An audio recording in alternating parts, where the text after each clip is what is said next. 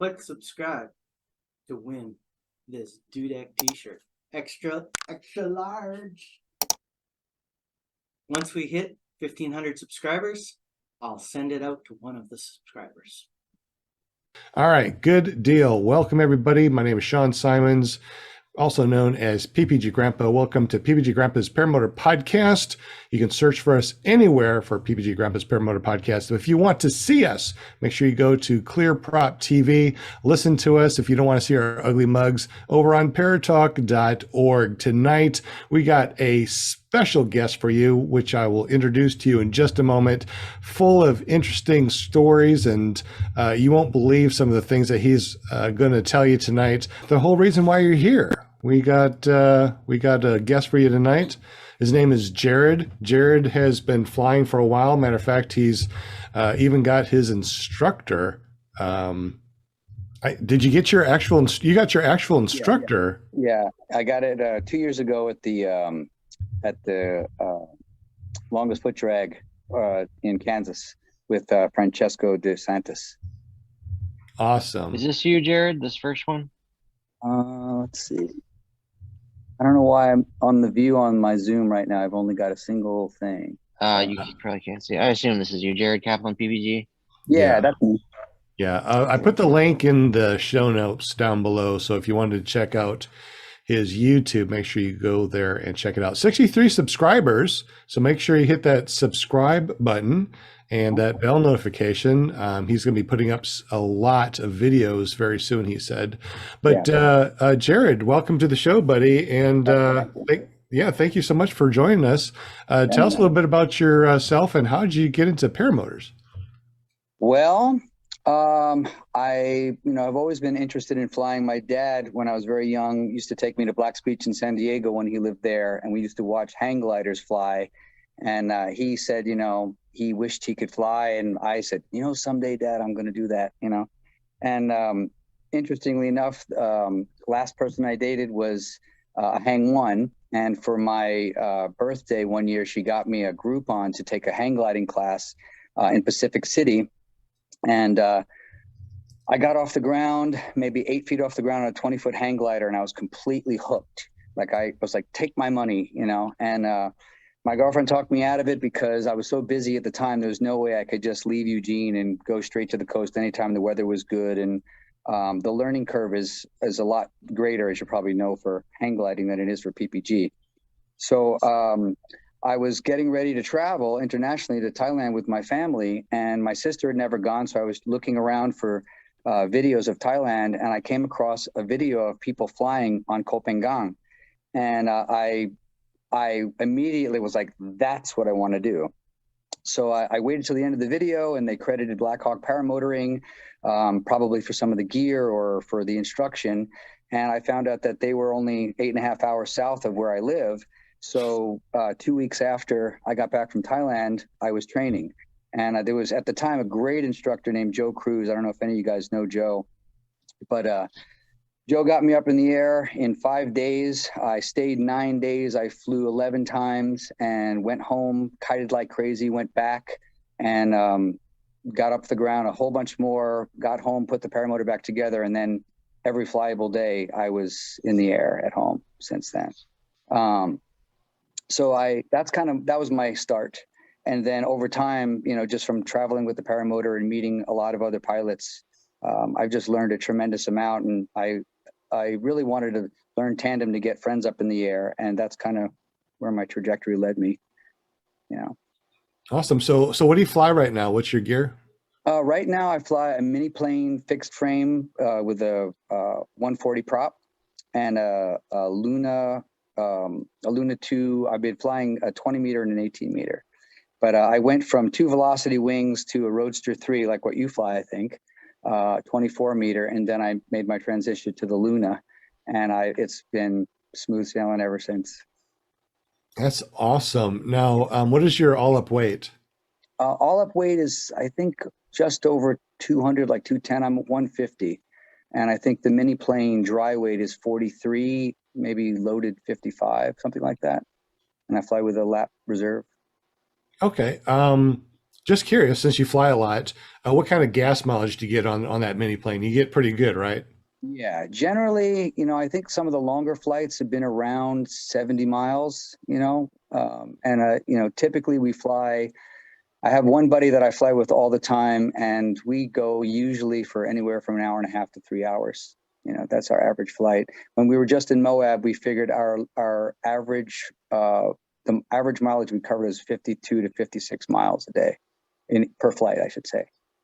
That's awesome. That's awesome. Yeah, that's about what I do, is about 50 to 60 miles on my full tank, 5 gallons when I was bigger. So yeah, I love to travel a lot too. But you said what, 90 miles in a day you could fly? Well, I mean, in one flight, I think around 70 miles has been the longer flight average. Yeah, and where I fly in this neck of the woods. I mean, ultimately, if I'm not fighting a long headwind and I'm not diving a lot, then I get pretty good gas mileage on the mini plane. Do you top off your tank? Like, is it 5 gallons, or what do you top off at? Notoriously, I think the tank it's a 10-liter tank, and I fill it to the cap every single time. That's my thing. That is awesome. Have you triked or anything ever before? I do. I actually have a Power to Fly RS, a 2019 Moster, and I fly that when I do tandems, and also I have a Colibri trike that pairs with that. So I've flown that, and that unit I've run out of gas with, thinking I'm in mini plane mode. Yes. But luckily, nothing too catastrophic. I've landed in cow fields. I've landed, crazy, like half a mile short of my LZ, where I wind up throwing my wing on top of the trike and just walking it back to the LZ. Well, I know that we've been talking a couple of times before in the past about trikes and PPCs and stuff like that. And a lot of people think that, once you move over to a trike like Brian Haybell, once you start triking, you don't want to go back to foot launch, because triking is so much more fun, and you can fly, any time of the day. So what do you think about, since you do both, what do you think about triking, and what do you think about foot launch? What are the differences? Well, for me, I mean, I'm all about foot launch. I mean, for me, the trike, I love doing touch and goes on the trike. I like, there's a lot of places that I fly in the Willamette Valley and the Coburg Valley where there are lots of roads with no power lines. So it's kind of fun to just get up, upwind, downwind, doesn't matter. Just, hit the road, cruise as long as I can, and then take off again. I have the Colibri trike, and I put a tandem front end on it, but I haven't flown tandem with it. And I recently did a hang test, and what I learned was it doesn't work, at least comfortably or safely, with a mini plane bar, because the way the bar rests, it winds up, at least from my experience hang testing it, it lands on the passenger's shins. So I don't really feel comfortable with that. I was told by some other trike guys I met at Salton Sea that the best way to probably fly this trike tandem would be with some normal paragliding bars, as opposed to PPG bars where they're a little bit more spread apart. But I haven't done it yet. Although I've been talking a lot about hopefully soon, getting myself a Power to Fly Phoenix trike to be able to do more commercial tandems with a passenger, or I should say just commercial tandems. But as far as the trike for me is, no wind. I mean, with the Luna and with my setup and with the terrain I've been taking off on, no wind has really not been a problem. So as far as needing wheels to take off easier, I know it is easier, but I prefer not having the bulk of a trike. I like doing light acro, and I like, wing overs comfortably, not as loaded as with the trike, with a bigger wing. So I don't know. For me, it's, they're both great, but they definitely have different timing, different uses, Absolutely. Anybody on the panel have anything to say? Any questions in the chat, or anything we need to address before we go on? What's your favorite area to fly? Say again? What's your favorite area to fly? It really depends on the season. I just got back from a trip in Moab, and I I've never flown anything like that as far as just, you know, being on another planet. We were staying, the last time I went last year, we stayed in 2 different LZs, one in a canyon and one in a big open plain. And this year we went back to the open plain LZ, and we found that because we had great weather, we could actually access every single thing that we did from the other LZ, from the same LZ. We just did longer flights. We flew through the Corona Arch 3 times. We flew all sorts of goalposts and Gemini bridges and hopping over canyon into canyon into canyon. So that, I think that's in the top 3 is Moab. I think my favorite, especially, you know, seasonally, I go down to Nayarit in Mexico, around Sayulita, San Pancho, Lo de Marcos. I have a friend down there, Dan Dimov, who's a amazing pilot and instructor, tandem guy. And he's who I originally learned tandem from. And I spend a bunch of time down there. The beauty of it for me, for years, stay in a bungalow on the beach, step over my balcony, walk 300 feet down the beach, launch and fly 20 miles in either direction, skimming beaches, flying over multi-million-dollar houses, skimming in swimming pools, like epic terrain. You know, cloud base winds up being, you know, 1,300 to 1,800 feet. And there are no rules about flying in clouds, you know, in terms of cloud police aren't really an issue. You know, just being conscientious, stay below 4,000 feet because you could see the Puerto Vallarta airport over the mountains. But just the terrain is mind blowing. Being able to fly in warm weather in shorts and a t-shirt, land and have, you know, tacos and margaritas and play music at night is like, there's nothing better for me at all. I just want to live that life, you know. Nice. It's funny. Speaking of that, do you guys know Mike Milleron of Airtime PPG? I want to do a shout out to him. He's been a huge influence lifestyle wise for me recently. I've been hanging out with him. He's a full-time van lifer, PPG, paraglider, kiteboarder friend, 2 years older than me. I call him Para Santa Bear because he looks like Santa Claus and he's like a bear in the woods when he's picking huckleberries.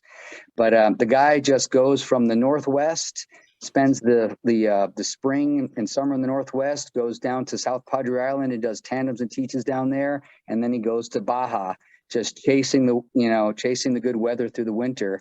And that's all he does. Just lives out of his van, does really well doing tandems and teaching. And it's definitely inspiring, you know, to think about living that kind of life. For me, at least part of the year, you know.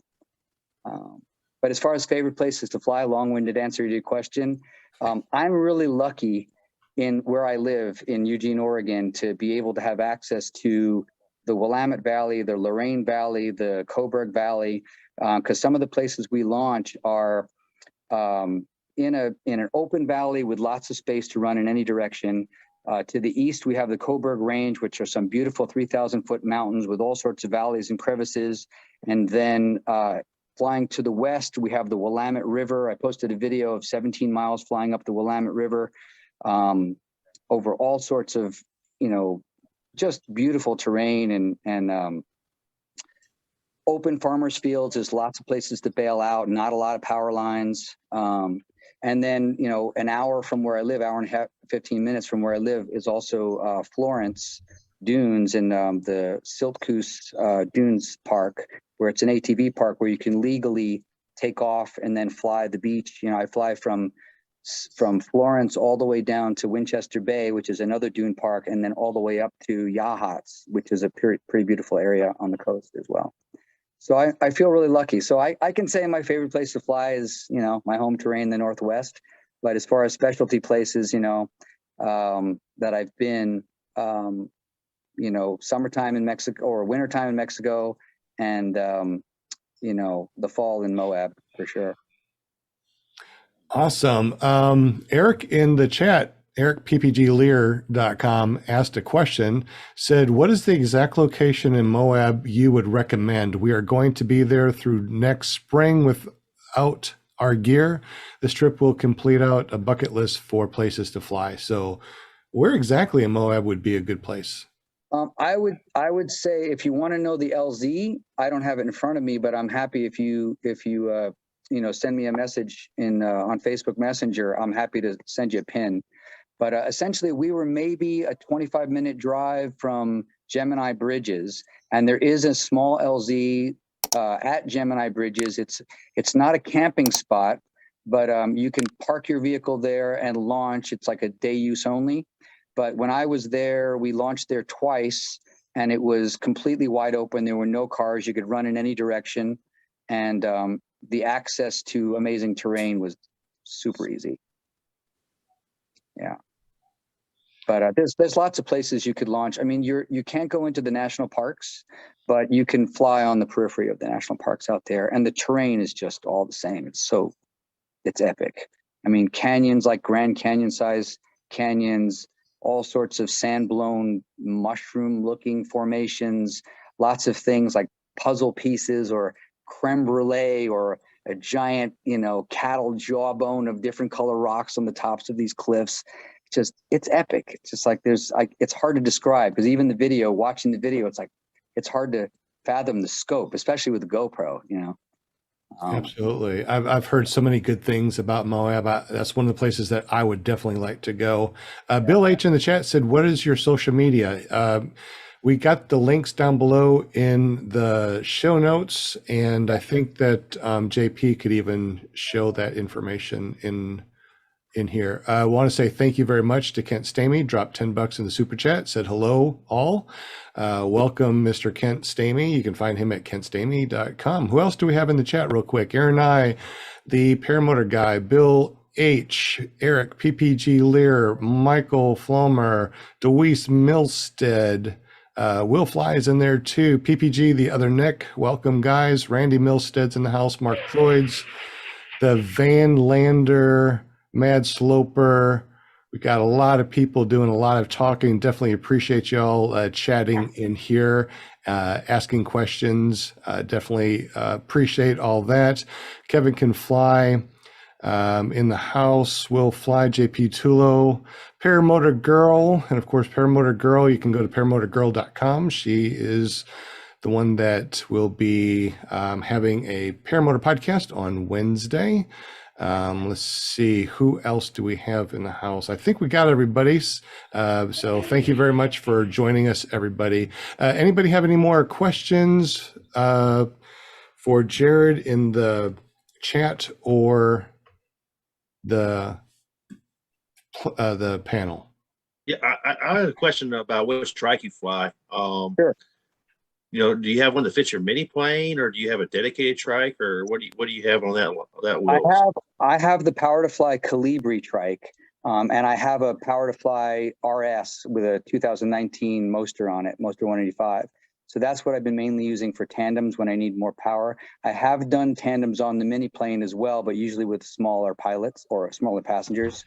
But the Calibri trike, when I first got it, I got it at the foot drag, at the Endless Foot Drag, and I wasn't thinking that I was ever going to get a trike, but he gave me a smoking deal on it, and he included shipping. I was like, all right, I'll try it, And it's pretty much paired with the RS frame, so it works really well. You set it down, you clip it in, and it's like 10 minutes. So it's great as a foot launch trike. It's really sturdy, and I think it weighs about 30 pounds. So eventually I wanted to do tandem on it. I asked him if I could, and he said that I, could get a custom front end for it. So I spent the money, bought the front end. Pretty much it's the same front end with an extra set of pegs for the passenger. For my size at 5'8", it's a little bit tricky steering it. I think I need to drill another hole and pull the front wheel a little bit closer to me, because with the passenger, they put their legs up on the pegs, and the pegs for me are much wider. So it's harder for me to push, to turn, to do any extreme turns. So straight launch, no problem. My feet are on the pegs. But if I decided to work on it and get it dialed in for tandem, I'd probably drill another hole and pull the front wheel in a little bit more. That's pretty sweet, man, that you can take people up, give them rides. That's kind of where I want to be in the near future. Two of my friends just got a new tandem trike, man, and they're just absolutely loving it. Yeah. And, Yeah. That's got to be pretty cool to do for sure. Yeah, no, I'm super stoked for that. I've done a lot of foot launch tandems and it's great, but I've also, I've had all the mishaps that you classically hear about with, passengers, like you think they're out of their seat and they're not out of the seat, or you tell them, 10 times, what's the one thing you're not going to do when we take off? You're not going to jump, right? You're not going to jump into your seat. And sure enough, they jump into the seat. It gets sketchy. I've landed on the beach and fallen over my passenger, just crazy stuff. And I just love the idea of with the trike being able to just say, hey, click, click, click, here's your selfie stick, sit down, here we go. Let's have fun, and not have to give the whole briefing. And, it's, I love it. It's still great being able to do it simply, lightweight, transport's easy, but the trike is just going to make it so much easier. And I could take up people who are older who can't run. I could take up people who are heavier than me. When I did my certification, the heaviest passenger was my instructor, Steve Reed, who weighs 185, and he's, a foot taller than me. And that was definitely tricky, but, I was kind of spoiled because he, as, an instructor and a pilot himself who does tandems, he knew what to do. So, you don't have to tell him like, hold the bar to your stomach and run like a stodgy Englishman, upright without leaning forward, because if you lean forward, you're going to be kicking me while you run. I didn't have to deal with that, so it was a trip. When I went to Mexico last time, foot launch tandems, I think I did 25 tandems in a week. I met so many incredible people and the beach was fantastic. But I think at home, the trike's going to make it a lot easier. And, I'm transitioning out of my current business to try to, make, monetize flying a little bit more, teach a little bit more, and having the trike is going to be a huge part of that, I think. And I'm following, I don't know if Noah Rochetta is one of the guys you're talking about, has a friend who just got a trike. But I've been kind of following his lead. We're very much on the same page with gear and teaching and everything. And he just got the Phoenix trike with the Cosmo 300 on it. And I think I'm kind of following his lead. And I think that's what I'm going to wind up going with, because I'm familiar with Power to Fly already. And I like what they put out. Yeah, I think these were Fly products. I could be wrong. Some beast of a tandem. Yeah, Brooke Sheffield and Derek Trout. Derek brought his through Tucker on videos. Those are great as well. I've taken a look at those as well. I think, equally as good, It's a beast, man. I mean, he put a 250-pound person in the front of it. It's just roll straight up, Yeah. Yeah, it's cool. I have a BGD Dual as my glider now.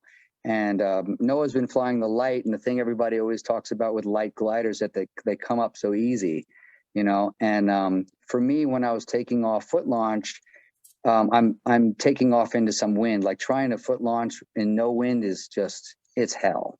So it's nice. The idea of getting a lighter or smaller tandem wing than what I have is also appealing. And I'm thinking about the Cyclone. I think it's a Cyclone as well. Like getting a 38. That'll just make it easier. All right. Any other questions for the panel for Jarrod? Any questions that popped up in the chat? Well, all right. I got one more question for you guys, because I've been seeing a lot of people ask this question on the paramotor groups, is that now that it's winter time, I don't know what it's like where you guys are flying, but what do you wear? People are saying, what do you use for powered, gloves or socks, or, are you wearing a, insulated flight suit? Where do you get these things? And I've been gearing people to go to, I wear a Carhartt Yukon insulated flight suit, like just not a flight suit, just what a coverall. And it works great. 2 pairs of thermals, heated gloves, wool socks, and a hat under my helmet. And sometimes if it's super freezing, wear like a fleece neck cover, face cover. And it's really not that bad. I can stay up in the air plenty long without freezing. But I just wonder what everybody else is doing. Interesting that you just said that. Yeah. I'm in Alabama. I wore heated gloves today, and it was like 55 degrees outside. Jim is in Canada, so I'll let him. 55 degrees. But Hey, I was- Jim. Yeah, Jim, tell us about your Canada flight, buddy. Jim, you're on mute. Still on mute. Well, There you that'll go. help. Yeah. Tell us about flying in Canada and what do you wear, because you're the one that we need to follow. So I have a pair of cotton long johns or long underwear, and then I wear a wool undershirt. Hey, hang on. Did you just say a para cotton? Do you also use a pair of socks? Everything specialty in this sport, right? Of course, You know? I know, right? They're special. Yeah, you betcha. Yeah. I got them from iloveppg.com. Ooh, I like that. What was that again? I love ppg.com. What was that? That's exactly where I get my pair of long johns and my pair of socks. I love it. Awesome.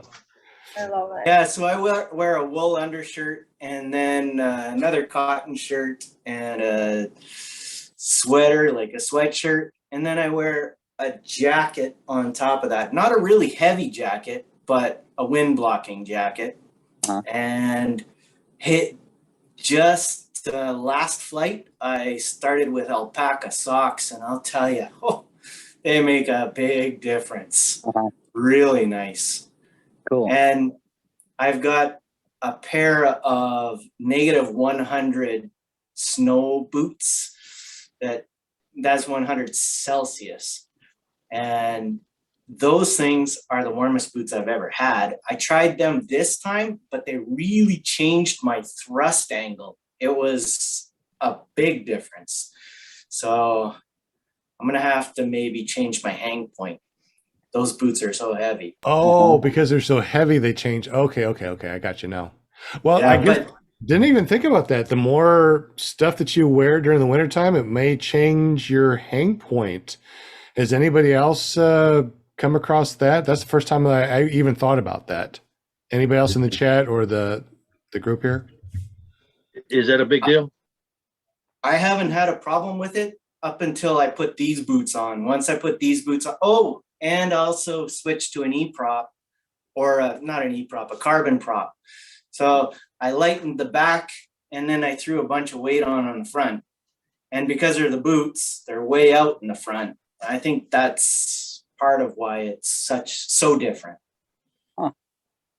Interesting. How many people wear heated gloves and launch with the heated gloves on, or do you not, or do you launch barehanded and then put them on when you get up in the air? I always set them. How cold? I get them warm before I put them on, and then adjust them in the air. I set them on the lowest setting just so the battery stays on. And then if I'm up in the air, particularly my throttle hand gets cold, so I punch that up 2 notches to red, and then I do the same on the other side.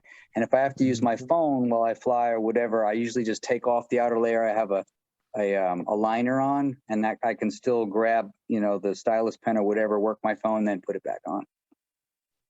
But it definitely helps to keep them, warm all the time. Yeah, It takes some time to heat up, I launch with gloves on, and I have no problems with that. Anybody else launch with gloves? Yeah, every time. I have 2 layers of gloves. I got the electric gloves, and I leave them on pretty much all the time. And then I have wind blocking Cabela's gloves over top of it with the touch ability for your phone. And they work pretty good. But the cold transfers through the metal throttle into my fingers. So they don't block the cold that well. Wow. You get a metal throttle? I bet that does make a big difference. The first time I took off the gloves and I did a reverse, I dropped a brake toggle because of the loss of dexterity. Yeah. But now I've tried putting on the gloves. I had them in my pocket, and I'm up there flying. I said, "Oh, my hands are cold. Let me put them on." Well, the throttle hand, you basically have to take the throttle off of your hand and then work the glove on and then put the throttle back on. So you got to have enough altitude that you just go into a glide, right? Yeah. it seemed like I never had enough altitude when I got in that situation. But yeah, I always take off with them on if I'm wearing them. Yeah. Yeah. Now I have a buddy who doesn't like how bulky the heated gloves are. So what he does is he puts on a liner and he has leather gloves as an outer shell, and he takes the chemical warming packs and he starts one up before we get going. Once it's warm, he stuffs it on the back of his hand over the liner, puts the leather glove on, and that keeps some warmth in the glove. And then he flies that way, so his hand is unobstructed. I've tried it. It didn't really work for me. One of my instructors who suggested that said that because all the veins are on the top of your hand, the blood flow will, transfer the warmth to your fingers. Doesn't work for me. So I don't know. I kind of gotten used to putting up with the bulky gloves, and just the hardest part for me is the kill switch. If I want to come in, it's hard to kill it sometimes. So I have to put my hands together or kill it on my face, or just something to, so I have dexterity with the or I should say with lack of dexterity, be able to hit the kill switch with gloves on. Yeah. I got these motion heat gloves, and they are like wearing a glove. Cool. They're so, like, you can see that there's like no difference almost. Fits like a glove. You betcha. And then that's what this is, just like another light glove, and it just slips right over top. So the liner is heated? Pardon? The liner itself is heated? Yeah. Okay. This is the heated glove right here. Okay. And then this is just a wind blocking shell that I got. And they're those not are the Cabela? warmest. The This one's from Cabela. What's the other one from? This is called Motion Heat, and it's Okay. A company out of Calgary, Alberta. Okay. But I believe they're in the States as well. How long do the batteries typically last? They say 8 hours. Wow. I've run out of battery, but that's because I didn't charge it a couple times before I was out. Yeah, that's 8 hours. Even 2 hours would be great. I mean, for me, mine last an hour, maybe hour and a half, if they're on the lower setting, but an hour at best if they're in the high setting. These will last no problem 2 hours on the high setting. Cool. Okay. Yeah, if you want to get some, just when you go to Google and you do an Amazon search or whatever, Google heated glove liners versus heated gloves, and they're super thin, and there's a heater element that runs around the perimeter of each finger, keeping it nice and warm. And tell me the name of that brand again, of that particular one. This one is Motion Heat. Motion Heat. Okay, I'll check that out. Thanks, man. You're welcome. Yeah. Just be ready to spend a couple $100 or Yeah. euros, I mean, or pounds, or wherever you're at. I bought the Cabela ones were about $200, and those are the best for me in terms of how supple they are with the soft leather on the inside. But I bought a pair at Home Depot of the Milwaukee gloves because they were on sale, and honestly, they get warmer and the batteries last longer, but they're classically way too bulky. I hardly ever use them unless the other batteries are dead in my other ones. So it's nice to know about those. These ones also have a system where you can put elements through your jacket. So they got an extra plug-in right here, and then it goes right through your jacket, and you can. Cool. Yeah, it's kind of neat. I haven't got the jacket though. I should. Yeah. Hey man, where in Canada are you? Saskatchewan. Saskatchewan. Wow. Yeah, if it's that cold, you need it. I mean, especially if you're going to do longer flights. I'm looking forward to new lows. I'm still waiting on somebody to come out with a paramotor that's got an alternator built into it that can power all of our devices. Wouldn't that be amazing? I mean, our heated gloves, our cameras. I mean, how much crap electronics do we carry with us nowadays? Yeah. Some of us more than others, but I mean, it's gotta be possible. I think it'll be great when we have electric paramotors that can do that, and we have solar fabric wings. So the solar fabric will power the motor, and it'll be quiet, and we can fly as long as we want, as long as the sun's shining. you're going to build the first perpetual engine in theory, right? Ah, it'd be amazing. Yeah, I'm waiting. Somehow I lost video. Let's see. So when you search for heated glove liners, where do you search? Do you search on Amazon or someplace else? I found mine on Amazon. Did you? Okay. I found a pair that was like $25. It wasn't the liners, it's the actual gloves. And they work great. The battery lasts for a couple hours on high.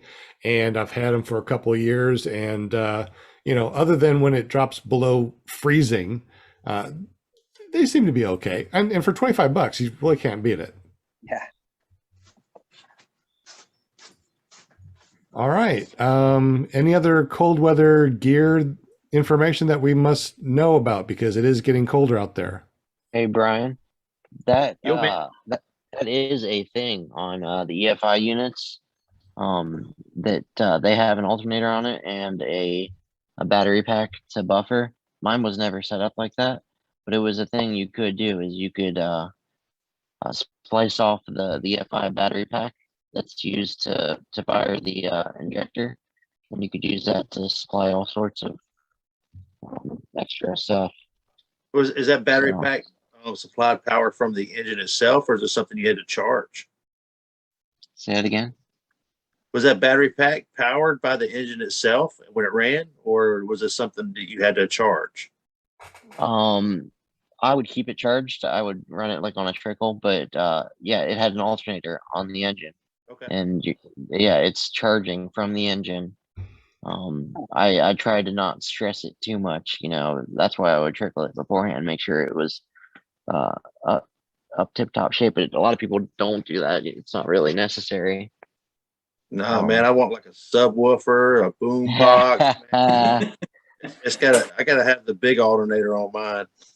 But yeah, it looks like an actual, just like a little RC motor, and it's wedged up against the belt, and it just spins it, and it's like wired backwards, that the belt speed, and it pumps voltage right back into the system. It's pretty slick, actually. I feel like we're right around the corner for some nice upgrades in tech in our engine world. I think Bitter Aussie, once they get a good handle on it, I think I don't know if it's like I know they were talking about releasing an EFI unit. I haven't heard much about it other than a while back when they said they won like a competition with it, a slalom competition, I think. But I'd really like to see some more increases in tech, not just electric paramotors, but more efficient internal combustion paramotors. I think that'd be awesome. So Yeah, agreed. Rather than have to get a bigger gas tank, yeah, stay exactly. up in the air longer. Just do better with, be more efficient with the fuel that we have. I think can go a long way. Yeah, for sure. Yeah, absolutely. And like we said, electric paramotors that have solar powered or solar panels in the wings. I mean, that sounds freaking amazing. Yeah, that would be really cool.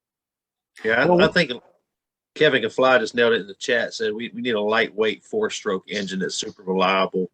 They're low maintenance. It's kind of a unicorn right now, but I think Sean's probably taking notes because I think he's wanting to design his own paramotor. And, Yeah, we're definitely looking into building our own paramotors. A bunch of us guys got together and started theflightbrothers.com. We're going to try to get some new designs out there and try to trick out everything so every paramotor that comes out has everything instead of getting it separately or a la carte. So looking into it, it's a lot more difficult than I thought. The process is a lot. It's a lot. It's insane. It's stupid. But anyway, Jarrod, Yes. I know that Moab was one of your favorite places. How many states and countries have you flown in, and what is your most favorite other than Moab? Well, I've flown in the United States primarily. I had an opportunity a couple years ago to fly in Canada, actually up very close to Lake Huron. And that was pretty mind blowing. I was staying at a place called Little Basswood Lake, and I was flying, I had been up there one time before, and the terrain was beautiful, but I had no idea how many lakes were in the area until I got up in the air, and it just blew my mind. But just, flying over, Amish farms and long train tracks, deep in, between tall pine trees, and then hopping over to Lake Huron where the water is as smooth as glass and you could see clear down to all these formations under the water. Again, lots of people hanging out on their porches, out on the houses, all waving, and industrial sites to fly over. Gosh, that was just one of the best, I would say, also in my top 3 up in Canada on Lake Huron. Let's see. As far as other places, I don't know. I dream, the last couple years, I've been saying my bucket list. I have friends who've been to Iceland. So for me, it's Iceland, Costa Rica, and Bali, Indonesia are 3 places that I'm hoping within the next 2 years I'll get a chance to fly. They've just been places that I haven't visited Iceland, but I've been to Bali a couple times, and been to Costa Rica, and I know that there's a flying crew. I know Matt Minyard goes down there with the crew, and at some point maybe I figured I'd either join him or find out where he's flying. And then Iceland, of course, is like the paramotor dream. So I'm thinking at some point.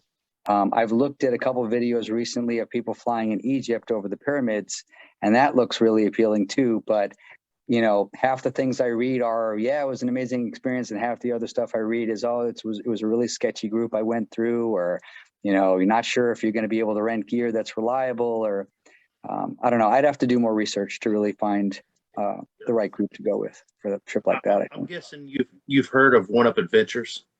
One Up, yeah, I think I have. Okay, because what you're talking about doing is exactly what they cater to, people trying to fly in other countries. And I'm pretty sure Matt knows that whole crew too. Okay. So yeah, you might want to look up. They're in Lake Wales. They're located at the same airport that Aviator's at, and they do adventure flying. So yeah, Travis Burns, Kyle Mooney, those are the people at One Up Adventures. Reach out to them, man. They can help you fly any of those places, I'm pretty sure. Okay. Yeah, no, I love it. That's all bucket list stuff that I've been wanting to do. Even for me, last year I drove to Mexico. I have a toy hauler, and I drove it down. I went to the Salton Sea fly-in, came home, grabbed all my stuff, turned right back around 2 weeks later, drove 4 days down to, Puerto Vallarta area. I figured I was going to do that instead of dealing with trying to fly a paramotor. I mean, I don't know how Matt Minyard and Glenn Tupper do it, man, as far as getting away with flying with their motors and suitcases and not getting busted. I mean, I've been busted twice, trying to fly into Mexico where, I got extorted. I got hit for a huge fee the first time. Luckily, I was able to talk my way out of it. Second time, I got nailed for $160. And when I drove in last year, I drove through the border. I stopped 20 miles in past Nogales, and I got stopped by a custom agent who saw my paramotor in the truck and wanted $1,000 USD, saying, "Oh, the maximum you're allowed to travel with recreational gear in Mexico is $3,000. So I guess I'm going to have to charge you $1,000." And long story short, I talked her down to about half of that, and I figured, it was going to be worth it just to have the motor. And got to where I was going. I got stopped the second time. I got nailed for another $100. So it was $600 on the road in addition to gas, 4-day trip. But the idea of traveling with a group where it's already set up, where you have a motor, or somehow your motor is shipped without hassle, is very appealing to me at the moment. This year going down to Mexico, I'm thinking about going down next month. And when I drove home last time, I brought my my RS back with me, and I was doing tandems with it down there. And now I'm thinking, gosh, I almost wish I would have left it there and got something else here, because now the thought of trying to get it through customs again is just not that appealing.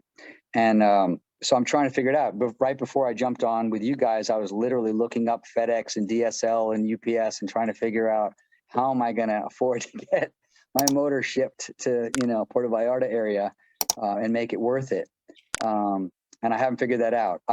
With Alaska Airlines, when I did bring the motor and wings, it was like $75 for every additional bag after the third one with the class that I flew and with the card I used.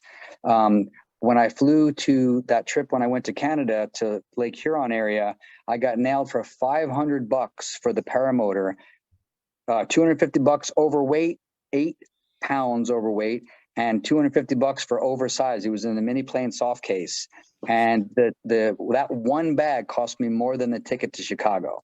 So I had no other choice. So hats off to Matt Minyard and those guys to be able to pull it off effectively. But man, I have not had that kind of luck. So it sounds like you were extorted, going north or south. Yeah. What would your advice be to somebody that wants to go fly in Mexico?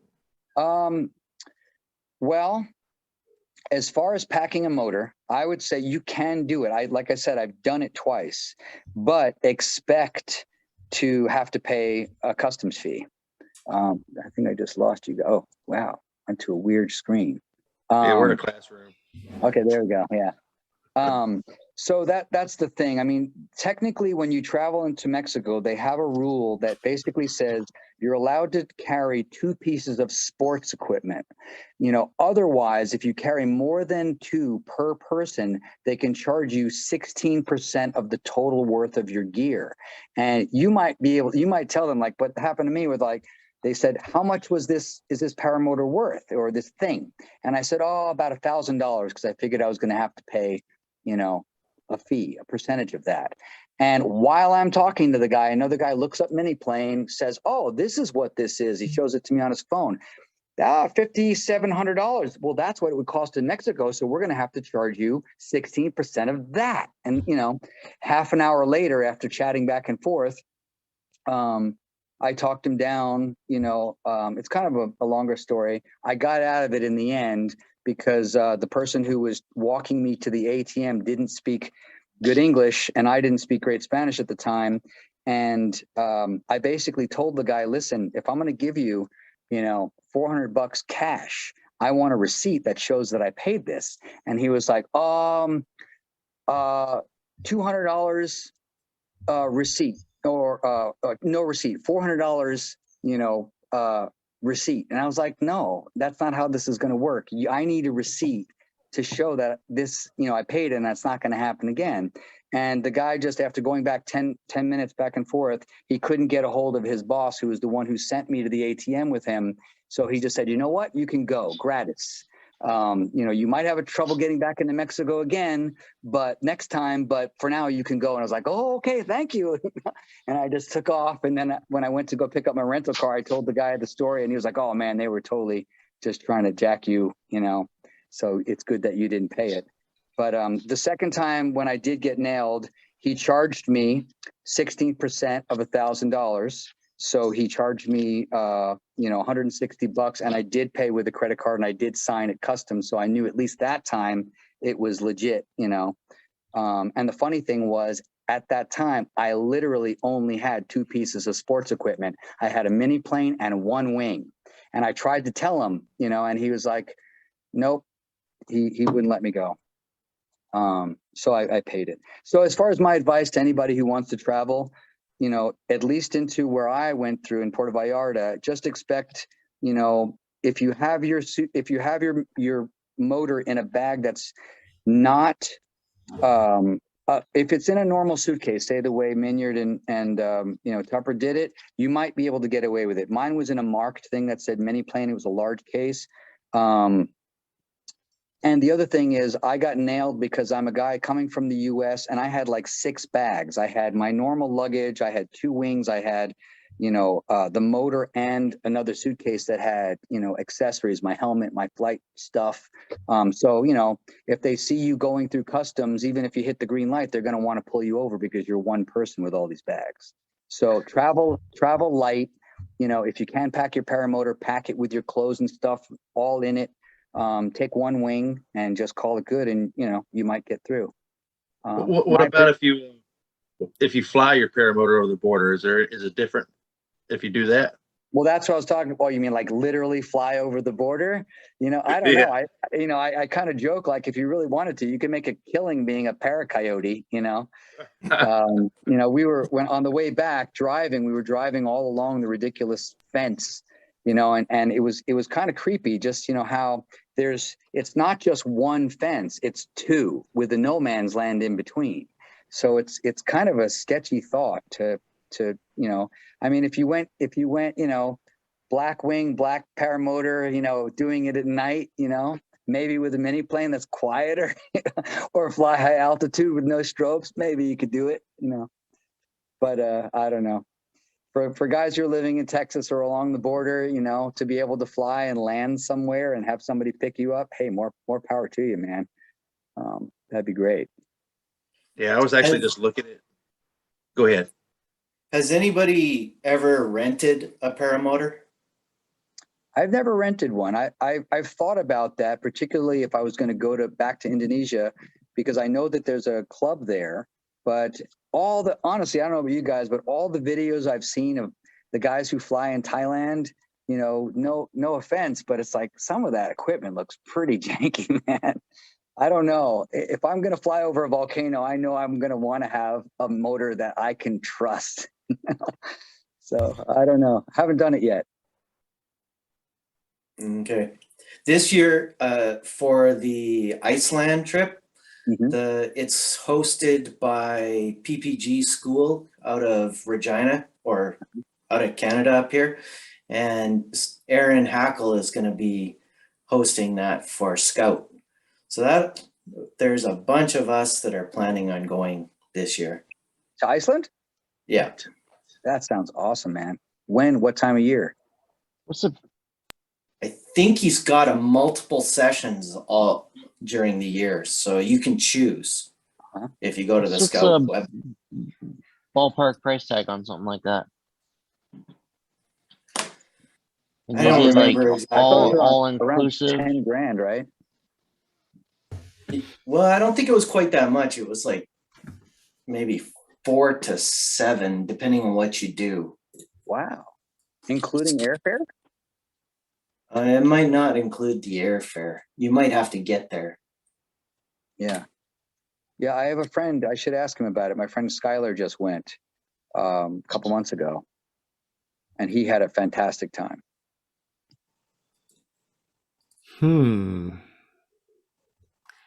Well, with that type of money, it's like, I think I'd rather just buy another paramotor or a couple wings.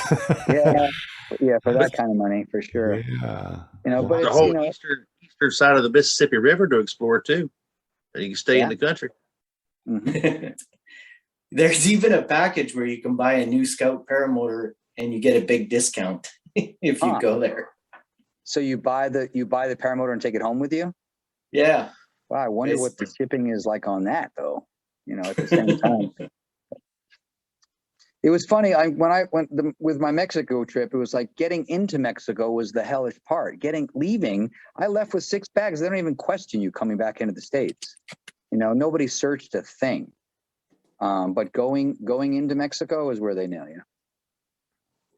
So I imagine, in a lot of countries when you're leaving to go in, that's probably what you got to be concerned about. That is so interesting. I wonder, anybody in the chat, have you tried to leave the United States with your paramotor and had to deal with something that Jarrod just was talking about? I'm curious about that. Anyway, any more questions for Jarrod from the panel or anything that popped up in the chat? I'm just curious because I hear everybody talk about going to Mexico to fly, and there's one reason behind it. Usually, is they want to fly at night with a full moon. And in Mexico, I've been told we can do that legally there. Is that something you've looked into while you were there, or do you know anything about it? I have a friend who recently flew by a full moon. The way to do it, and I tried to do it in Moab. It didn't really work from with the terrain and the conditions we were flying in. But in Mexico, the way to do it, from what I'm told, is to fly before the sun gets up. So if the moon's high in the sky, you take off in the morning, and then you fly. Then the sun comes up, and then you can see the beach pretty clearly. I have actually gotten stuck flying in the dark, like pitch dark, in Mexico. And the thing is, if the moon is out, the beauty of it is the sand is pretty white. So you get enough reflection that you can kind of see where you are, and there's no power lines or obstructions on the beaches. Luckily, at the time when I was there, the guy who was in front of me had strobes on, so I was kind of following him over the land. And then Dan, oddly enough, Dan Dimov, was living on what used to be a private airport. So when he found out what was going on, his daughter flipped the lights on, and we actually had a lit LZ to land in. So we were super lucky because it was freaking dark. But I don't know. I mean, as far as, the classic thing is the same as it is here. It's always about, no matter what the rules, it's always who's complaining, right? So it's like the idea of flying over a congested area. It's like, what's congested? It's a gray area. It could be one person who's complaining.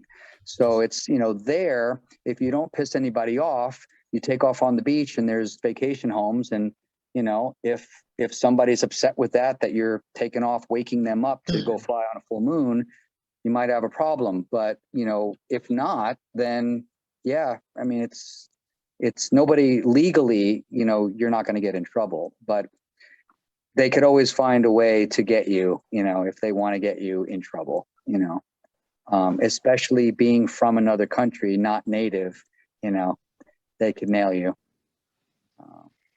Hey, that's going to cost you $1,000 for flying at night right there, right? Exactly. Wow. Yeah. Because you're in Mexico. Yeah. Yeah. So Yeah. you mentioned seeing the ground and the reflectivity. I'm guessing depth perception might have been the issue, seeing how far you were above the ground. Yeah, essentially it's that. It's, ideally also obstructions. I mean, that's why typically we don't fly in the dark, right? I mean, it's amazing. So you want to be able to gauge your distance to the ground. In particular places, you want to absolutely make sure you're not going to run into power lines or obstructions you just can't see. But on the beach, if there's a nice wide beach and it's, there's moonlight, you can usually see the sea foam on the tide, and you can see the beach enough. Your eyes do acclimate. It just takes some time, But yeah, I mean, that's one of the perks. I haven't done it yet, but if I'm going to be there, as long as I'm hoping to be there this winter, then yeah, I'll probably try it at some point. Has anybody flown half an hour after sunset and landed right at that 30-minute mark, and then looked around and is like, I don't even know how I can get my paramotor, my wing put together and leave? That's one of the reasons why I don't fly that late, is because you just can't see to pack up. Anybody else have that issue? Or does anybody fly that late? Yeah, just the other night. Yeah. Oh yeah. What happened, Will? Well, I mean, it's just as you said. I mean, it's pitch black. It's amazing how dark it is and how lenient our regulations let us fly. But I've got a good strobe light that also turns into just a regular flashlight type thing. So I've got plenty of light. But it's the landing that always throws me off. The flare, the difference in perception, and Yeah. every freaking time, man. Even though I know it's coming, it's freaky, Yeah, it's totally freaky. I mean, I'm in Mexico. I have my unit has PPG lights on it, so it's kind of like a disco party. If it's dark, I leave it on, all the kids start running over and trying to talk to me, and it's pretty fun. The issue for me more so, honestly, at landing at dark, like you can see, but the issue isn't not being able to pack up because you can't see. It's because everything gets wet. Usually it's just everything is so humid that you're packing a wet wing, and that's kind of a drag. So for me, when I'm there, usually my my protocol is I pack it up, I load it out, and when I get back to camp, I open up the bag, and first thing in the morning when it starts getting warm, I just lay the whole wing out. I shake the sand out of it. I have a little toothbrush that I use to get the sand out of my magnets and just kind of kite the wing and just get it crispy again. But that's typical. Like after sunset, especially like I was mentioning, the beauty of it there at times, if the season is right, it's like clockwork. Every sunset, you get this marine layer that comes in, and it's epic to fly at sunset. You're flying, all the tops of the clouds are turning pink and curling, and you're flying through all these amazing channels, but it's humid, so you land on the beach and your wing is definitely damp. So that's kind of the protocol is, in the morning, just lay it out or kite it to get it crispy again. There's a benefit to that too. I mean, I don't know, I'm sure this has happened to you, but many, many times I have landed, plenty of light and everything. And then I see the most beautiful freaking sunset. Oh man, that would be beautiful to be up there, Totally. But that by that time, no, man, I'm done. But yep. I did have a question, Sean, that I wanted to ask Jarrod. Sure. If it doesn't kill us, it makes us stronger, right? So you have any like the scariest learning type experience from all of your travels? Yep. Well, as far as flying, you mean, or actually flying, I can say one of the things that scared the bleep out of me last year was, it's funny to tell this story this way. It's like my first 2 years of paramotoring, I kind of joke that I was a master at zero pendulum. Like I didn't swing left or right. I had great throttle control. I didn't, porpoise at all. I was like super, super conservative. And then, what got me started learning wingovers and rolls was in Mexico, actually, flying down the beach in laminar wind, swinging back and forth a little bit at a time, and doing passes up and down the beach. The funny part of the story was, when I got really excited about it, I did 4 passes up and down Sayulita Beach. And by the end, I had motion sickness. I was like nauseous. I didn't even know that would happen to me, But I wound up, over the course of about a week in practicing, I started getting over it. And I always used to say at that point, I love getting horizontal. I love, I want to learn like slalom-like turns because I like being sideways, but I have no desire at all whatsoever to go upside down ever, And I can say in the last 18 months, learning barrel rolls, I'm obsessed with it, So now, and of course my paragliding instructor with everything would say to me, I'd be like, yeah, Kevin, I just got a smaller wing. And he goes, of course you did. I was like, and now I'm really obsessed with flying upside down. He goes, upside down. He goes, of course you are, like just that evolution of like being really conservative and then baby steps, learning a little bit more and becoming more and more confident, over time. But anyway, so my story goes, last year, I started really getting into barrel rolls and I started learning how to do it in Mexico. And I got myself, after the Salton Sea, I got myself my Luna 18. I'd been flying a 20 for just over a year.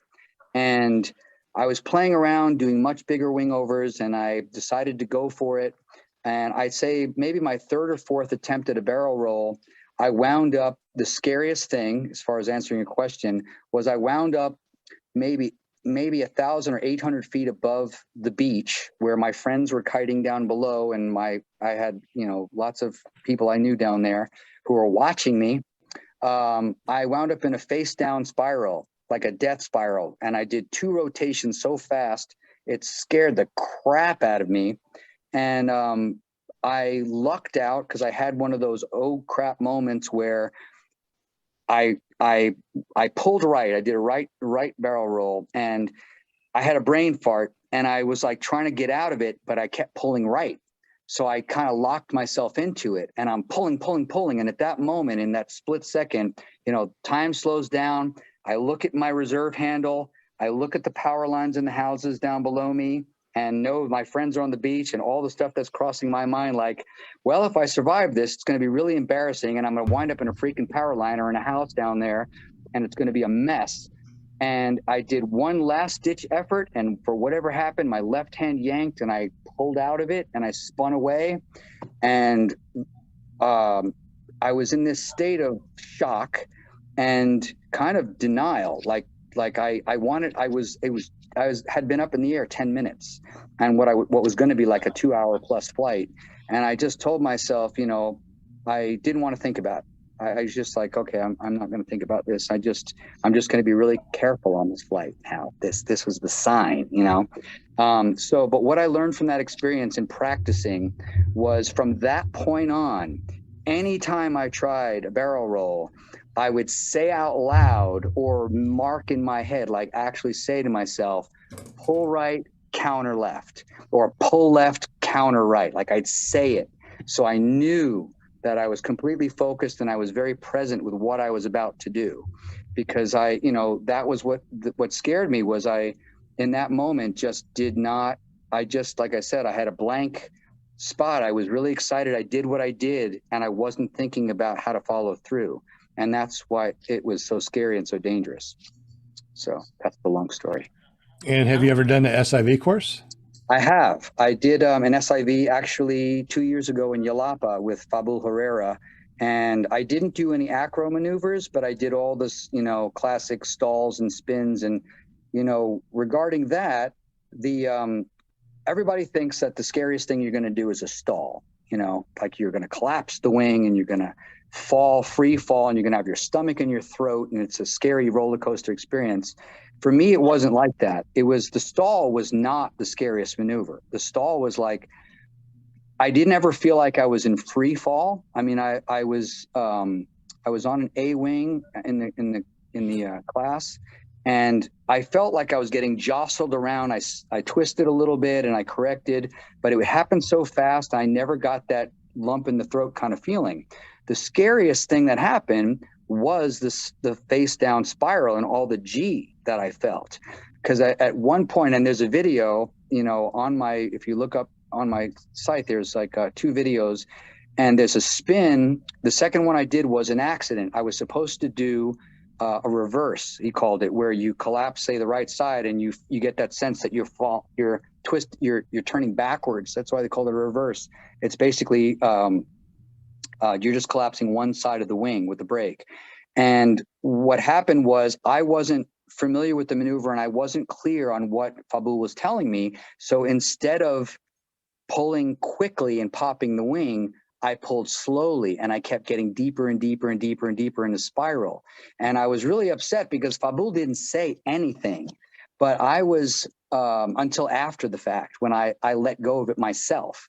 But what happened was I felt so much G that I literally felt my eyes starting to close. And I yelled at the top of my lungs, and it's kind of funny to watch now in the video, but I let it out, and I was just like, I couldn't believe it. And he gets on the radio, goes, "So Jarrod, that was a really good example of a spin, but I need to see a negative. So set up and do it again." And I was like, oh my God, So he basically told me, grab the riser, pull hard, fast. So that's what I did. And I wound up completing the maneuver. But that was my SIV experience. I mean, I did all the things we need. Actually, it's funny. I have the certificate right here. I keep it in my window. But now, as far as SIV and having really gotten into the barrel roll thing, I've been hanging out with an amazing instructor, paragliding instructor. And I've had this great experience with him. His name is Harrison Ruffin from Astro PPG in Bend, Oregon. And he's an acro pilot. And he does free kiting clinics at Cape Kiwanda on the coast in the summertime. And I signed up for one of his clinics because I wanted to learn how to do ground helis. And just from hanging out with him and all the things that I've learned, I kind of call what we do at some points in high winds Kung Fu kiting, because it's really fun to do on, per se, on my I have a BGDC to a kiting wing, and it's gotten really fun to throw the thing side to side, wingtip touching back and forth to the point where you literally jump off the ground and, you know, grab the lines and come down. So you're kind of like flying down the beach in this kind of martial artsy kind of way. But Harrison's got me, you know, really interested in potentially doing some, you know, more acro stuff. I've been wanting to learn sats forever. And, you know, when I watch people do them, like if you watch Tucker Gott do it or Judson or, you know, all these guys, they make it look so easy and so benign. And that's what most people who do them say it is. But it's, you know, it's one of those things that I want to learn in SIV. So that's one of my plans for the spring, is to hook up with Harrison, really get into doing a lot more stalls and getting comfortable in face down spirals, and, you know, doing all the prep work to do it comfortably and really, really conscientiously and safely. So that's my trajectory, I think. Interesting. How do you ease in? You're talking about easing into things. So for a barrel roll example, as an example, how would you ease in to learning how to do a barrel roll? I mean, at some point, you know, it's got to happen. So I guess how do you do that? For me, it was just like I started out, like I said, in Mexico, and laminar wind was very predictable. I started just swinging back and forth.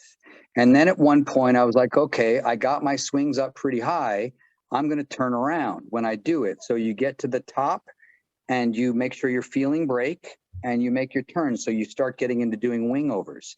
And then once you have wing overs big, the way I kind of, you know, went for it was, you, at the top of the wing over, if you have a lot of momentum, you know, let's say I'm doing a wing over to the left, or I want to do a barrel roll to the left, I'd pull left, add a little bit of throttle, and, you know, make sure that the wing is completely loaded. And then as I get to the top, make sure I'm holding my right enough that it's not going to release. And then before you know it, you're all the way around. And what it's all about really is managing the energy coming out of it. So what winds up most of the time happening to me, or I should say all the time, well, most of the time, is you make the turn, you flip over, and you wind up in a spiral. So it's just a matter of tapering off the energy in a spiral. So a lot of times I wind up doing one full turn and then coming out, going in, and I'm straight again. So it's just a matter of, one, doing them up high, you know, especially on a smaller wing, because, you know, you wind up losing a lot more altitude than you might think you would. I've done it where I wound up not managing the energy well enough, and I'm winding up face down, and I'm not spiraling, but I'm diving, you know? So it's just a matter of feeling your wing loading with your hands and weight shifting, and get to manage getting out of the turn, you know, or out of the dive. Absolutely. Yeah, there's actually a really good video. Judson had I don't know if he made it in a video or he had a commentary where he discussed the process really step by step, you know, similar to what I did, probably better than what I did in terms of how to go through the motions. But it is one of those things that is, you know, once you get to big wing overs, like you said, it's, you know, it's not that much more to just go for it. Add a little bit of throttle, push yourself over, and then manage it coming out. Absolutely. Hey, Jarrod, real quick, JP's got to go, but he's going to do a screenshot for us. So let's do a thumbnail, thumbs up or cheese or pom-poms or whatever you want to do. JP, let us know when you're going to give us a snapshot. Ready? 1, 2, 3, cheese. Excellent. Good deal. Oh, that looked really good. Usually everybody's like moving. You guys did good on that. Everybody stayed. Either that or my screen froze. Your screen froze perfectly at the right time. Yeah. So, all right, JP. JP. Yeah, thank you, JP, for hanging out with us. Appreciate you, buddy. Love you, man. Oh, always a pleasure. I will catch you guys on the next one. Right on, man. Sounds good, bud. Thanks, JP. Take care, man. Peace out. Yeah. All right. So anybody else need to go? I mean, my goodness, we're at it's 8:21 p.m. We've been talking for almost an hour and a half. Holy smokes. Oh, wow. We've been rolling tonight. Anybody else got to go, or can we, want to still chat for a little bit, or what? I got a few more minutes. Yeah, I got a little bit more. It's 6:21 where I am, so it's not quite. It's getting around dinner time. Okay. Yeah, Okay. I hear you. Jarrod, I just gotta say, man, I feel like I'm kind of right there where you were with the wing overs at this point, and I haven't fully done a barrel roll yet, committed to it. I've seen my shadow about the midpoint of the wing in the late afternoons, and there's sometimes when I pull that last wing over, I just kind of go around and do kind of a dive, and then come out of it, try to manage the energy. I feel like I'm so close to like getting to where I want to be. Yeah. Do you have any advice for me? I would say just know that, you see a lot of pictures of barrel rolls, and with an Insta360, when I fly, it's so easy to kind of realize that you could manipulate it to make it look like you're really upside down, relative to the horizon. But the fact is, actually my friend Kevin mentioned a lot of times barrel rolls, you're not necessarily upside down, like feet to the sky. You're just going all the way around and you're at an angle. So what's going to happen is as you start to learn, that's what it's going to be. You're pretty much just looping around. And then over time, I think the funnest and safest times I'm doing barrel rolls are when there's a lot of wind and I'm either going upwind and my wing is completely loaded and I have enough. If you give yourself enough momentum to swing and get around upwind, or if you're flying very fast downwind and you're up high, doing a barrel roll is actually really easy because you just pull and you have so much momentum and your wing is so loaded, you just wind up going around with hardly any effort. At least that's my experience. But the key thing I would say is just make sure that you're always feeling the wing. Because the main thing that can happen, and I have wing tip deflations all the time doing it, and I with my 18 particularly, I feel most safe because I know that wing's even more loaded than my 20 when I do it. But if you feel a little deflation, it's not that big of a deal. A lot of times it'll pop right back open. But it's really all about making sure you're feeling your particularly the outer tip. So if you're pulling right to go, make sure you've got some pressure in the left. You know what I mean? And vice versa. And How heavy and also, are you loaded on your wing? Say again? How heavy are you loaded on your wing? I'm pretty much on the 18. It's funny because the 18 is rated the same weight rating as the 20. And I'm about in the middle of the range, I think, on the Luna. I haven't done barrel rolls on my Roadster 24. I just feel like it's almost too much energy for me to manage. I'm sure it can be done, but I have had a frontal doing wing overs on the Roadster, so I kind of got freaked out by that. Yeah, that's kind of a really, it's kind of a stupid story in terms of newbie mentality, I could tell. The one time I had that catastrophic, scary frontal was, asymmetric frontal. I'll tell this story, and it's not really PC, but it's kind of ridiculous. It's ultimately me being the worst stupid you can be in terms of not thinking ahead. But for my first 2 years, I didn't fly with a reserve. I just never thought that I would need one at the time. Like I said, I was a master of zero pendulum. So I was like, oh, I'm not going to be in any condition where I'm going to need a reserve. I'm not doing anything scary. So didn't think about it. And then my buddy Ryan, who I helped get started, he wound up training with the same guy I did. He had been a hang glider. So he always just felt more comfortable flying with a reserve. The issue for me with Ryan was Ryan is 15 pounds heavier than me. We had the exact same mini plane, exact same Roadster, right? What wound up happening was I got tired of following Ryan all the time. He was always 5 miles an hour faster than me on the same gear because he's heavier. So, and he's flying with a reserve. So, so I was like, I'm going to buy myself a reserve. I buy the reserve, took it out of the package, didn't even think about how to hook it up. What I did was when we got out to the field, I threw the damn thing under my seat as a weight. I didn't even think I was going to need it.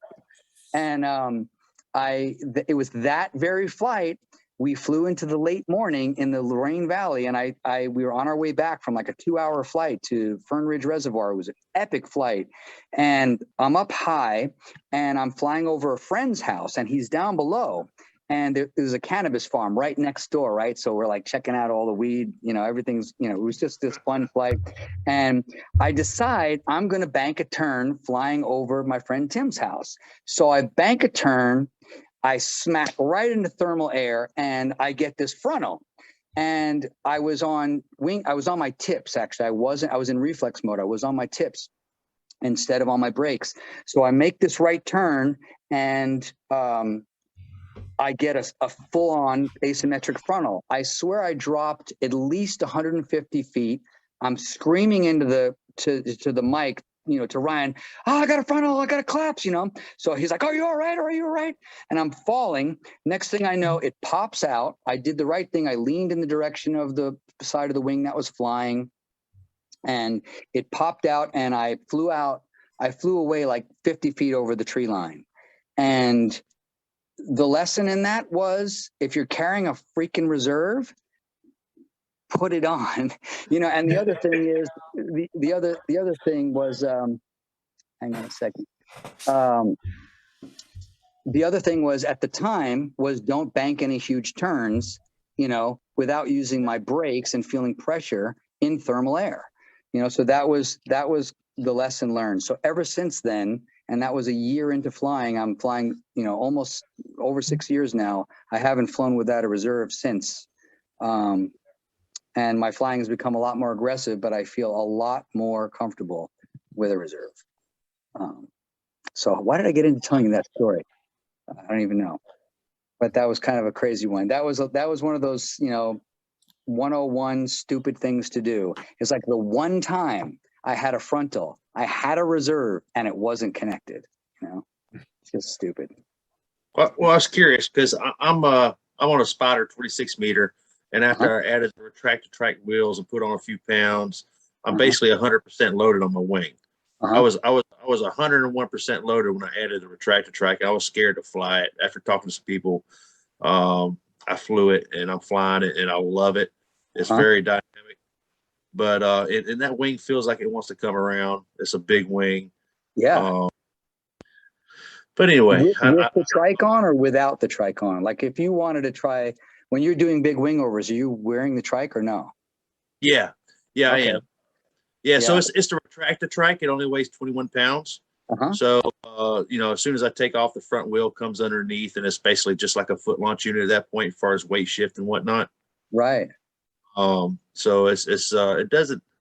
I can't tell that it has a significant impact on the dynamics of how it flies, basically, from foot launching, but. It was just enough additional weight that I had to change my hang point. Yeah. Well, I would say if you're going to try, like I said, with a barrel roll, it's like, make sure you have altitude, feel your brakes, and, don't be so concerned about going full on upside down at first. If you go all the way around, technically that's a roll. And gradually you'll get more and more comfortable, going all the way around more vertical. But yeah, it's, like I tell people who ask me about the same thing, it's like baby steps, like, do it when you're present of mind and what you're doing, and the conditions are good, that's what I would tell anybody regarding flying about anything. It's like, you really have to be present.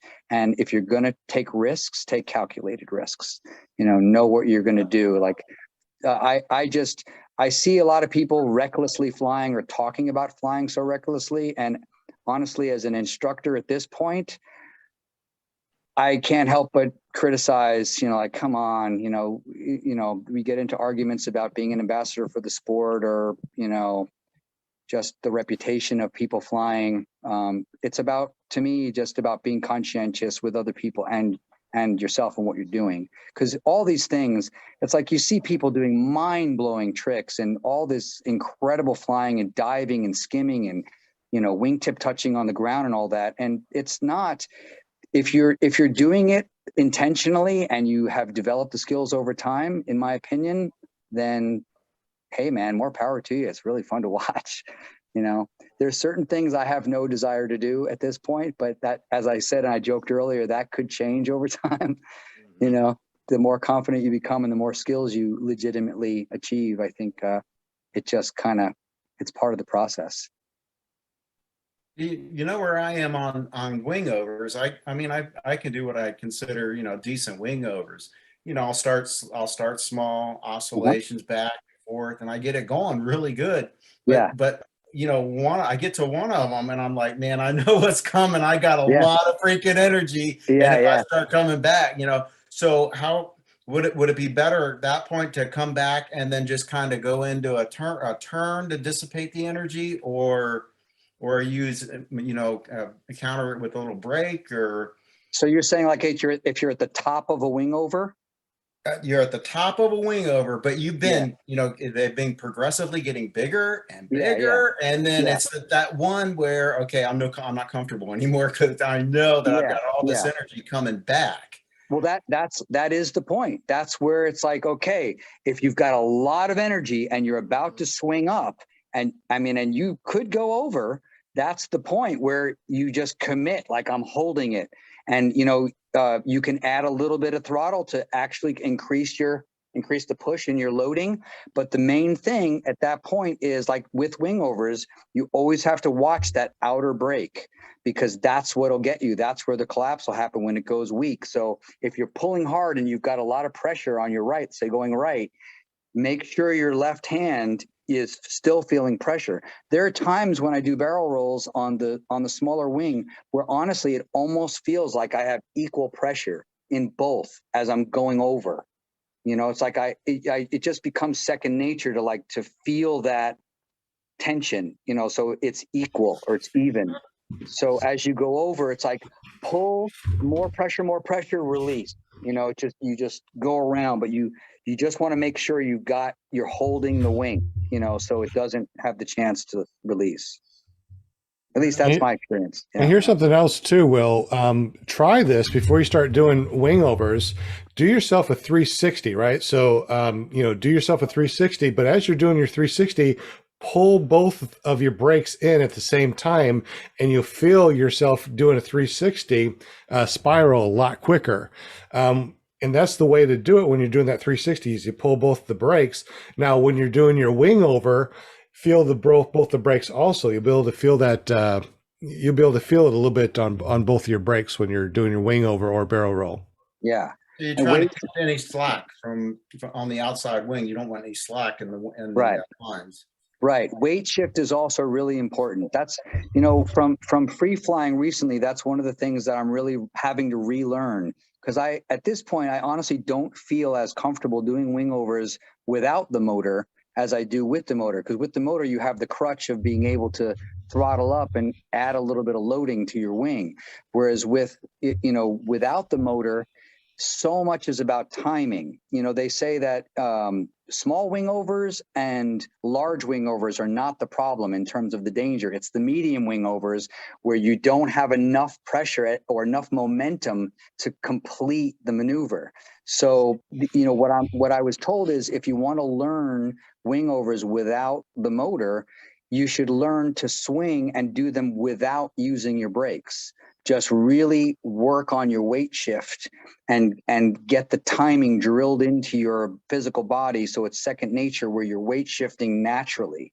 And I think it goes the same with the motor wing overs. It's like when you lean in and you know to get your momentum going, it definitely helps, you know, and everything just kind of feels more natural. I think at least that's how I see it. So weight shift definitely plays a role. That helps. Yeah, thank you. Yeah. Like I said, you're always learning, right? Like you know, it's funny because as I'm teaching more, I'm also having to rethink how to communicate these things because I fly way more than I teach, and so many things just become second nature, and then you have to kind of recalculate how to express those things, you know, to transmit the energy or I should say, make it understandable to somebody else. Exactly. That's like trying to explain how to walk correctly. It's like, I've been walking forever now. Yeah. Let me try to figure out how to tell you how to walk, right? It's Yeah, kind yeah, of difficult. Yeah. yeah. But it's great. I feel like teaching is making me a better pilot as well, because it's making me really have to think through and articulate every single movement and motion, and it just makes me that much more conscientious when I fly. So it's good. So now three things. One is, teacher learns a lesson the best, right? And two is you're doing an awesome job, articulating, explaining it. So that's awesome. Cool. And then I guess number three is I need to take the reserve out of my car and put it on my paramotor. Yeah. That's a good idea, especially if you're going to be practicing wingovers. Are you serious, Will? Or are you just joking? I'm dead serious. Wow. When I first got it, that's where I put it, and that's where it is today. Yeah. My goodness. Yeah. Real quick. How many people here on the panel, the 6 people here, how many people fly with the reserve? How many people have a reserve and don't use it? Raise her hand. How about in the chat? You guys that are still in the chat, I definitely appreciate you still hanging out with us. Do you fly with the reserve, or do you have a reserve and just use it as a weight, or are you still flying without a reserve? Let us know in the chat, because that's pretty interesting. We got 18 likes, 21 viewers. We appreciate any thumbs up, or if you don't like it, thumbs down. It's all good metrics. I don't really care. So There you go. I was mad yet. at Aviator. They didn't let us have reserves during training, but we were students. They explained it to us, and it makes sense. But when I left training with 26 flights in my own gear, I had a reserve on from that flight on. Yeah. But I need to get a reserve, but I'm thinking that I need to get a new harness to go with the reserve, because I've got this Kanguk reserve, and I'm gonna have to string it all through, and it's not the most comfortable harness. So I was thinking of getting one from Scout and and then they'll install the reserve right there at the factory and do all that. So, but it still takes time to get it all. I should probably just do it and get it and do it myself. Well, the question is, do you want a side mount reserve or a lap reserve? I was just thinking that it's like, there's the lap reserve, that you can just put on. You can put on any harness that you fly. Yeah. Any motor that you fly. 4 clips and you're done. It's so quick. My thought is, if you're going to be doing barrel rolls and stuff, you probably need both. I was talking to Kyle Mooney, and I think he flew with 3 reserves when I met him. Yeah. But he's up there doing an infinite tumble. Yeah. Acro pilots always, I think good acro pilots who are serious are always carrying at least 2. Yeah. I mean, I would definitely fly with a reserve every time. But the thing is, most of them are rated to not really open and deploy properly unless you're like 500 feet or above. Right. Most of my flying is rarely above 500 feet. I mean, I'm all about low profile flying, but having it there gives me some peace of mind. So, there's something for that. Well, if you're going to do big wingovers or barrel rolls, I personally would recommend you get up, over 1,000 feet. That's because generally, like you said, if you're going to do a maneuver where you're going to drop that quickly, and it needs 600 feet to open safely, then you want to be able to have that thing opening at 600 or around there, But to me, it makes sense, honestly. When I was training as well, I didn't use a reserve either, because it's kind of bulky, it's in the way. And a lot of times, from my perception, with the exception of just getting up, holding a throttle, most of the students, once you're off the ground, you're not going to do anything crazy. So if anything, you're just going to float down or accidentally kill the motor or, something like that. It's not going to be like you're going to need a reserve deployed. And as an instructor, you're going to keep them in that safety bubble as well. You're not going to send them up in turbulent conditions and whatnot. Right. Yeah. A lot of times when I was training, the instructor, if the air was even the slightest bit questionable, he'd go up for like 5 minutes and just test the air for us. That's me now. I'm the wind dummy. Uh-huh. It's a good job to have. Bill H says Smart one. one and he flies with one. Deweese Mill said I don't have a reserve yet. The Van Lander said ordered one, think will be here in 2023. Mark H, that's the PPG trike jockey, says he got a reserve. PPG Lear says fly with a reserve every flight. Gary Collins, fly with a reserve.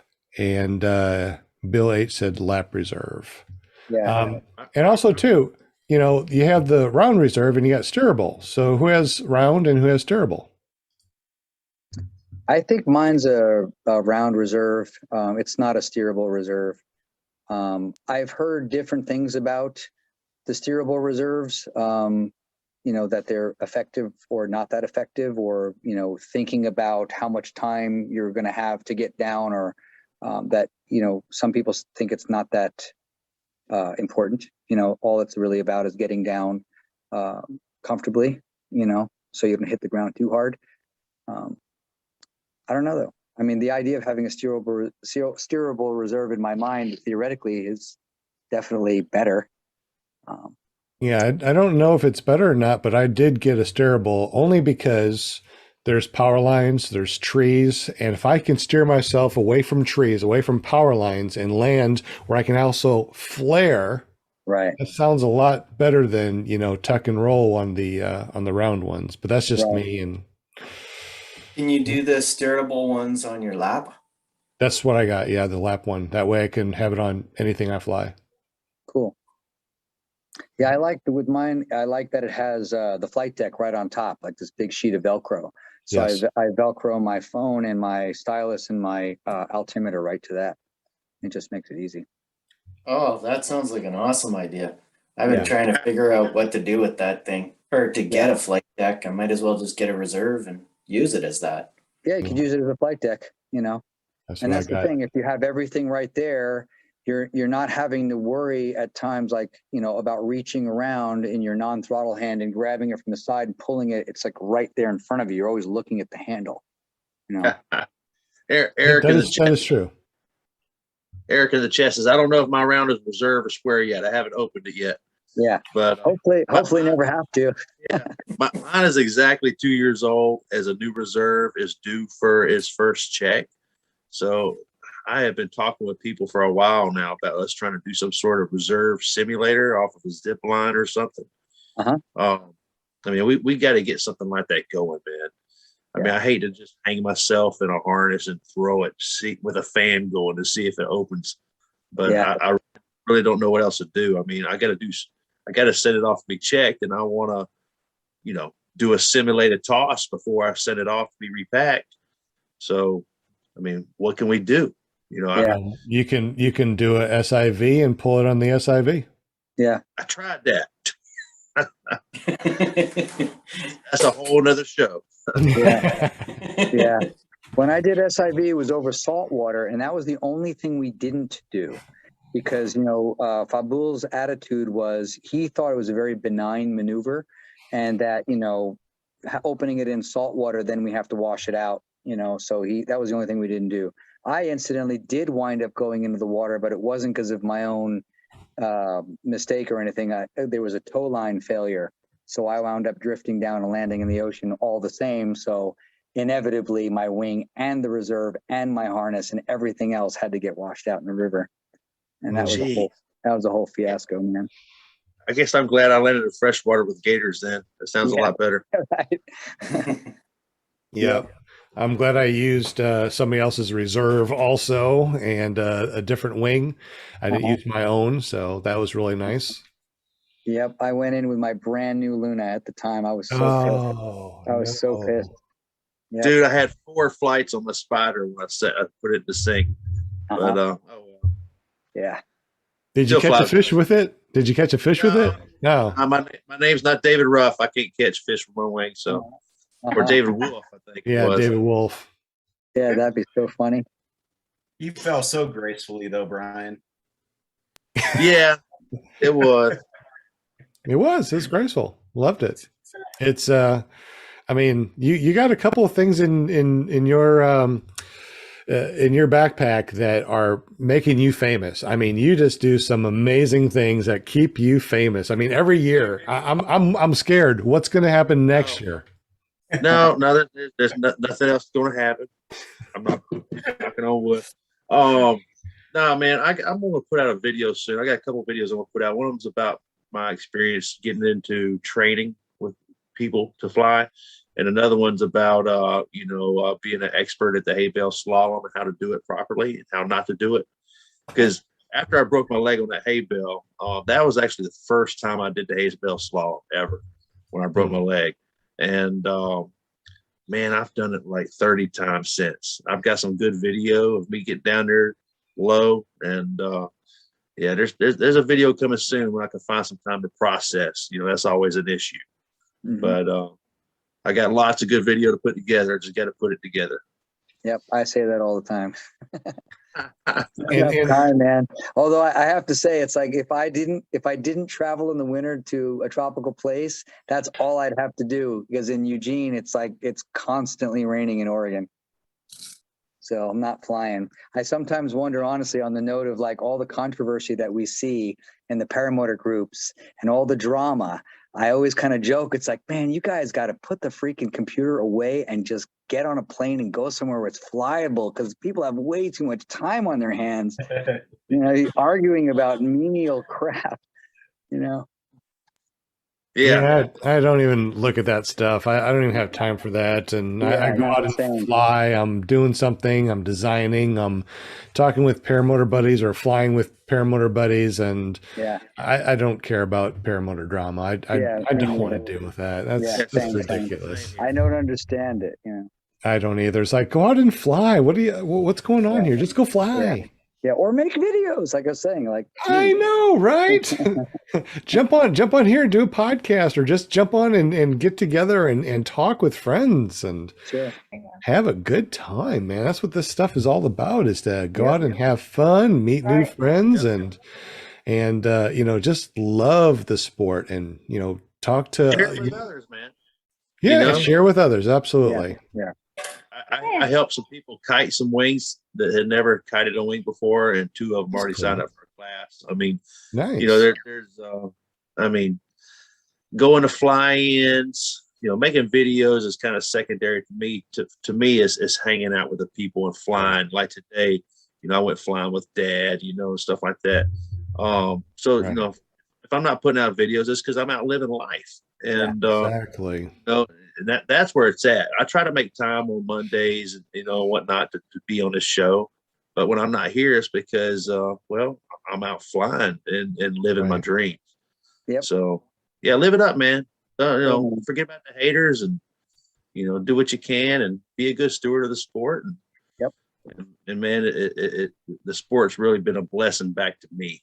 With that attitude, Absolutely. I totally agree with you. I feel the same way. It's like, this has totally changed my life, the direction of my life, and how I feel about life. So paramotors is everything I want to do. I don't want to do anything else. I just want to do paramotors the rest of my life, Love it. Yep. For me, it's one of those things. There's like a handful of things that keep me in the present. Yes. And especially with all the chaos in the world that we're all dealing with on multiple levels. For me, I had this experience once where I was out in a field at like 6 o'clock in the morning, a light fog on the field, waiting for things to clear, dew on the grass, beautiful mountains. All I could hear is birds chirping. And, when we first learn to start a paramotor, you're supposed to yell, "Clear prop," And for me, there was nobody else around. I got in the habit of saying that anyway. And for me, it was like, started up the paramotor, and it should have been clear mind, because the minute that prop started spinning, there was nothing else except me and the prop and the gorgeous surroundings. And then you get up in the air, right means you go right, left means you go right. The surroundings are absolutely gorgeous. And all you have is that present moment. There's nothing else to think about. It's just the experience you're in right then. And for me, that's where I want to live. Exactly. I try, and everything I do to try to stay present, because it's too easy to get it trapped in your mind, all the things that have happened or could potentially happen that are bad.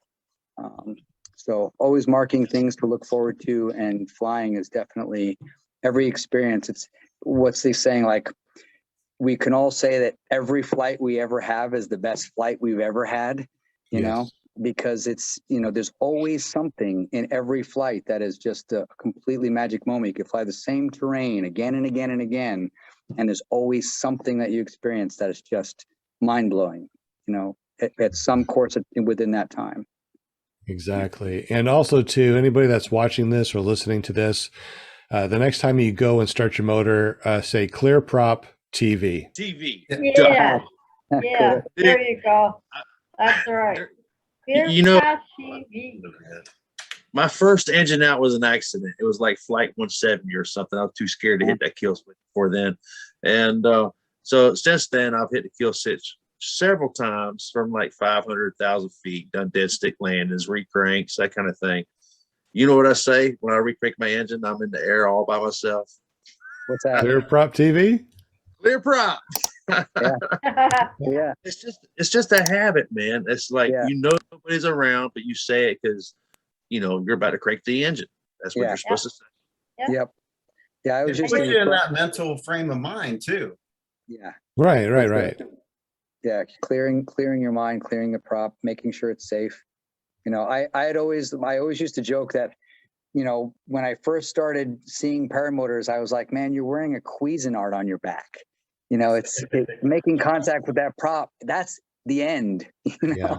So it wasn't until, you know, I don't know, a couple months in that I really fathomed the idea that, you know, with the exception of a video I saw recently of a guy, you know, getting his hand in the prop, you know, behind him. Did you guys see that video? I think I lost a finger, but my point is that I never thought that was the case, that once you're wearing the motor on your body, you're not going to ever make contact with the prop. So it just felt that much safer at that point. Yeah, I think I saw the video that you're talking about where he lost a finger. Yeah, somehow he reached around or might have gotten a line caught in his prop or something. But I never thought that was possible, that you could actually reach behind the cage in the position where you're wearing the motor. Did you Yeah, see it's- the Vanlander's question, Sean? That would be something you could. What's the question?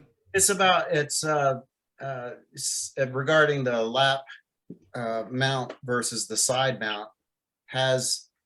The throw angle has no benefit of either lap or side mount. Oh, in other words, is there a benefit or not to one or the other? Oh, as far as, so the way I clip, okay, so I have my main glider into one set of carabiners on my paramotor, okay? Then I have my reserve here connected to my straps here that are underneath the straps to a different set of carabiners. So if this thing collapses and I pull this out left or right at any angle, it's going to come out this way and come up, where the main chute would be behind. So as far as I know, I haven't thrown it yet. As far as I know, no matter where I am, I can throw with my left or right because the carabiners are on my straps here and not using the straps or the carabiners that my main glider is on. I think that I should be all right. I don't know. We'll find out if whenever I have a collapse and I'm going down and I'm like, there's nothing else to do other than throw this. We'll find out what happens, and I'll tell you if I can steer the damn thing. I don't know yet. I haven't thrown it, and I really don't want to because that sounds scary. The one thing you mentioned was, I guess, in terms of advantage or disadvantage to one or the other, if you have it in front of you, theoretically, you could grab it with either hand. Or both hands. Just both hands. Exactly, despite the throttle being in your hand. Whereas if it's on your non-throttle side, you're going to be grabbing it with the non-throttle hand. Right. You're not going to be reaching across and throwing it that way. And what are all look at all the different things that could happen. What happens if your prop shreds or something, right? And I don't know, somehow your hand gets zapped or something, or your throttle gets sucked into the back, right? So now your throttle hand gets sucked back. I mean, how are you going to get to your reserve if it's on the other side? I mean, I don't know. Like I said, there's just so many different reasons that I chose to get one of the lap ones, is because what happens if, my hand gets numb? What happens if my hand gets caught up in a line? I mean, if I'm doing acro or something and the lines go slack, what happens if they get wrapped around a hand? Yeah, I don't think any of this stuff is going to happen, but I'm thinking to myself, what's the best way to go? And I thought a steerable one that's on my lap would be the safest one. I do want to get one that's on the side eventually. But as of right now, the only time I ever do any maneuvers is at an SIV course. I don't do maneuvers when I'm out, flying around. When I fly, it's like, I want to go on a cross country. I want to go from here to there. I want to check out this new place. I want to come around and look at this, maybe some small wing overs or something. But, after going through the SIV courses and having brand new wings, all right, and then doing acro on them, in 1 year, I stretched out my lines so bad that I had to replace the lines. Yeah.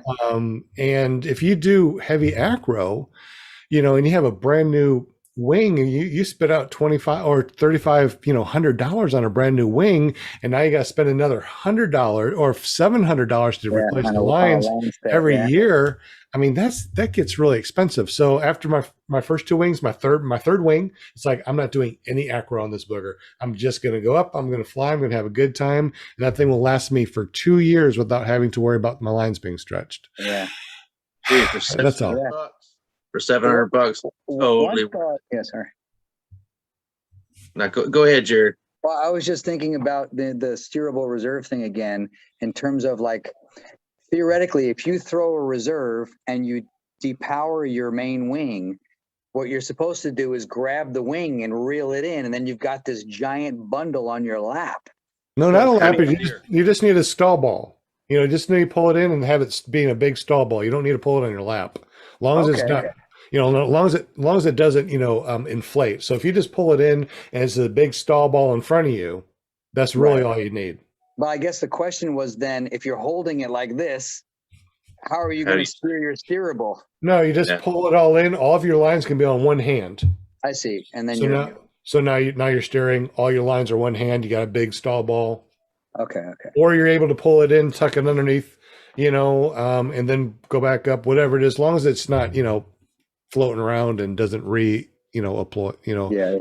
and cause drag you in one direction with it. Yeah. Right. Yeah, that makes sense. Well, then how are you going to light your cigarette? Yeah, right. with a Zippo, they're windproof. Yeah. Or more, that's a Zippo. Yeah. More importantly, he's got to take that selfie while he's plummeting to the earth. Yeah. That's why you have a 360 on at all times to capture that going, oh shit. Oh yeah. And your wing right there, right? It's wrapped around the selfie stick, You just pull the selfie stick in and you got your main wing on the selfie stick. Yeah, I'm telling you, things that I don't want to happen. Yeah, serious. So one thing I would add to the advantage of having the reserve on the side versus the front, in training, I was taught that you always want your throttle in your dominant hand if you're flying with a side reserve. So if you're right-handed, you want a right-handed throttle. I'm sorry, if you're right-handed, you want a left-handed throttle. Yeah. So your right hand is open. Right. To throw your reserve. Right. Of course, I am totally backwards with that. I'm left-handed, and I fly with a left-handed throttle because that's what they all came as, and that's what I get used to. But the idea is that if you get stuck down, on a spiral or something like that, and you have a hard time reaching across to one side, the chest center mount is always the way to go. Yeah. Because no matter where your throttle hand is, you can always get to it. So, yeah. So I think Sean's probably got the best bet. I mean, if you're going to be flying acro, doing these big things, you need two reserves, and one of them needs to be a chest mount. Yeah, I think you're right. I think, and also like somebody was telling me 2 reserves. Generally, you might have a full size, full weight reserve, like a heavy duty reserve, and then you could get other reserves that pack a lot smaller and lighter for a second reserve. Yeah, I mean, remember Woody Gamertag? He went down. His first reserve didn't go, and he had to pull his other reserve. Yep. You know, I remember seeing that. I would not want to be in that where you see that your canopy is just, you know, in rags. You throw it and it goes into it, and you're like, oh crap! Now I'm just going down. I wish I had another one. Yep, that's cool. Well, yeah. I mean, he's a dedicated acro pilot, though. You know. But that's the reason why, you know, I mean, you can go up on a tow machine and do acro. I mean, you can go to SIV course. They're not that expensive, like $400 a day, and all the tows that you usually can do in a day. Yeah. So I mean, they're not that expensive, and to be able to go up and practice these, you know, these maneuvers, and know that, you know, if something goes wrong, you throw a reserve and you're going to go into some nice water and get picked up. That's a good thing. Oh yeah. You know, sure. I know that we talked a lot about how to do things on this podcast, but just so everyone knows, we're not teaching you how to do this or telling you to go do this and this is how to do it. We're telling you what we've done, but we recommend you going to see a professional and preferably an SIV course where you can do all these things and do them safely with a qualified instructor. 100%. We're definitely not encouraging people to self-train off YouTube. We're trying to help people. All of us have made mistakes, no matter how good our training was. And I think most of us on this panel are the type of people that put those mistakes out there so we can all learn from it. I know for sure that most of us are. And, you know, that's where it's at. I mean, you know, I was talking about, you know, doing wing overs versus going in and doing that full barrel roll. And I think the most important thing you said there was baby steps. Yeah. Just slow baby steps, progression, feeling yourself. You know, you're going to make those slow progressions, and then sometimes you're going to get a little light in that wing. You're going to back off, like, oh, I need to approach that a little differently. Yeah. And you know, that's that inner conscience of yours telling you to back off, and you better listen to that. Yeah. For sure. Yeah, totally. Anyway, that's the end of my rant. Yeah. But No, yeah. Yeah. Now No, fly with reserve, get proper training. Yep, exactly. And you know, in terms of do things when you're ready to do them, and make sure that you're completely committed and being present when you're doing them. You know, nothing reckless. Like if you're not ready, if you don't feel it, don't do it. You know. Exactly. But just check in with yourself. You know, that's one of the other things that we learn when we first start to, you know, fly. One of the number one rules is, or number one lessons is, learn when not to fly. And an intuitive sense is part of that. It's not just the weather. It's like, something's off today. I didn't sleep well enough. I'm then not in a great mood. My head's not in it. Even though the weather's great, maybe it's not the best thing for me to do today. You know. There's been many times I've gone out to the airport, unpacked everything, and I'm like, I don't know. I don't feel it. Or I blow a couple launches and I'm like, I'm okay. I'm going to go home and watch YouTube videos on flying a paramotor. I don't need to go out and fly right now. Something's wrong. Yeah. And I still don't know what.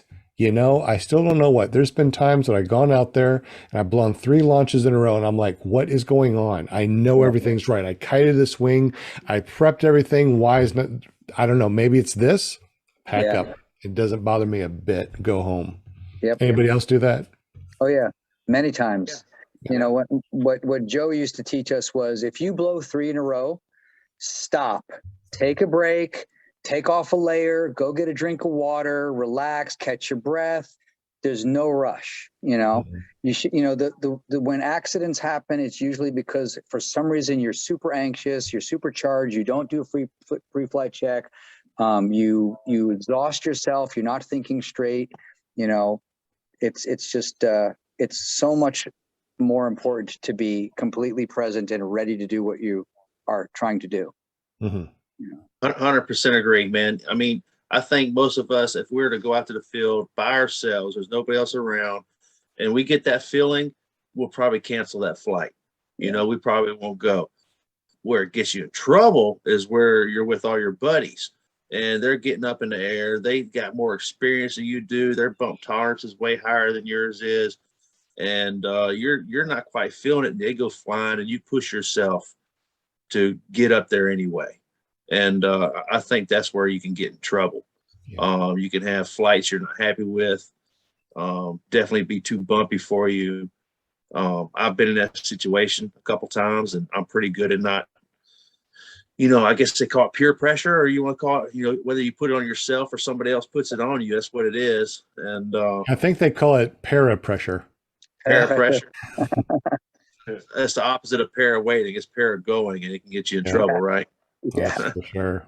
Yeah, and I've said those very words too. I'm just not Brian. When we were flying at the nice grass strip in central North Carolina, I just wasn't feeling it that day, and I decided not to fly. I had a good time watching everyone else fly, but I wasn't feeling it, so I didn't do it.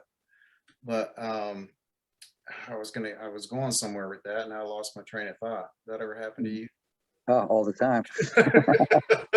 What was that? Oh, that's what it was. I was talking, this is probably a couple of months ago.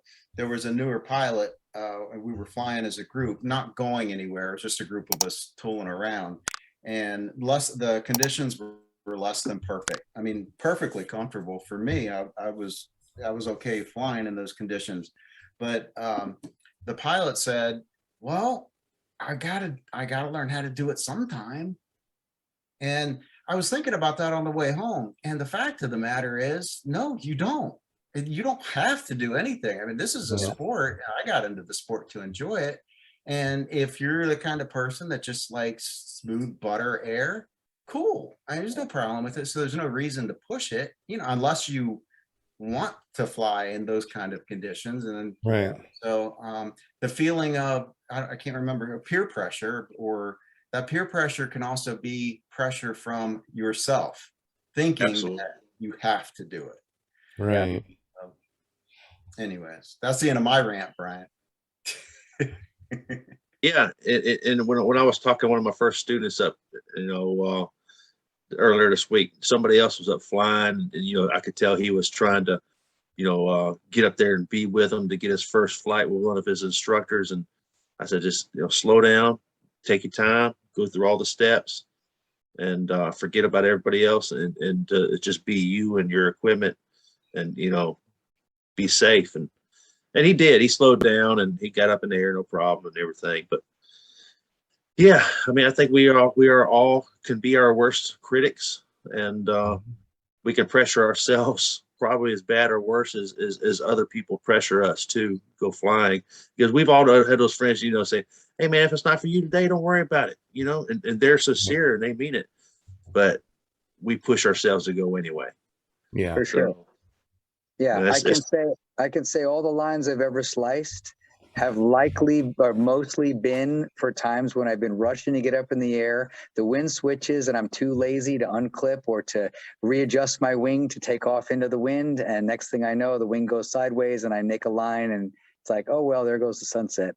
It would have taken me literally 2 minutes to reset and I would have been able to go, but I was too anxious, and too much of in a rush to do it. So.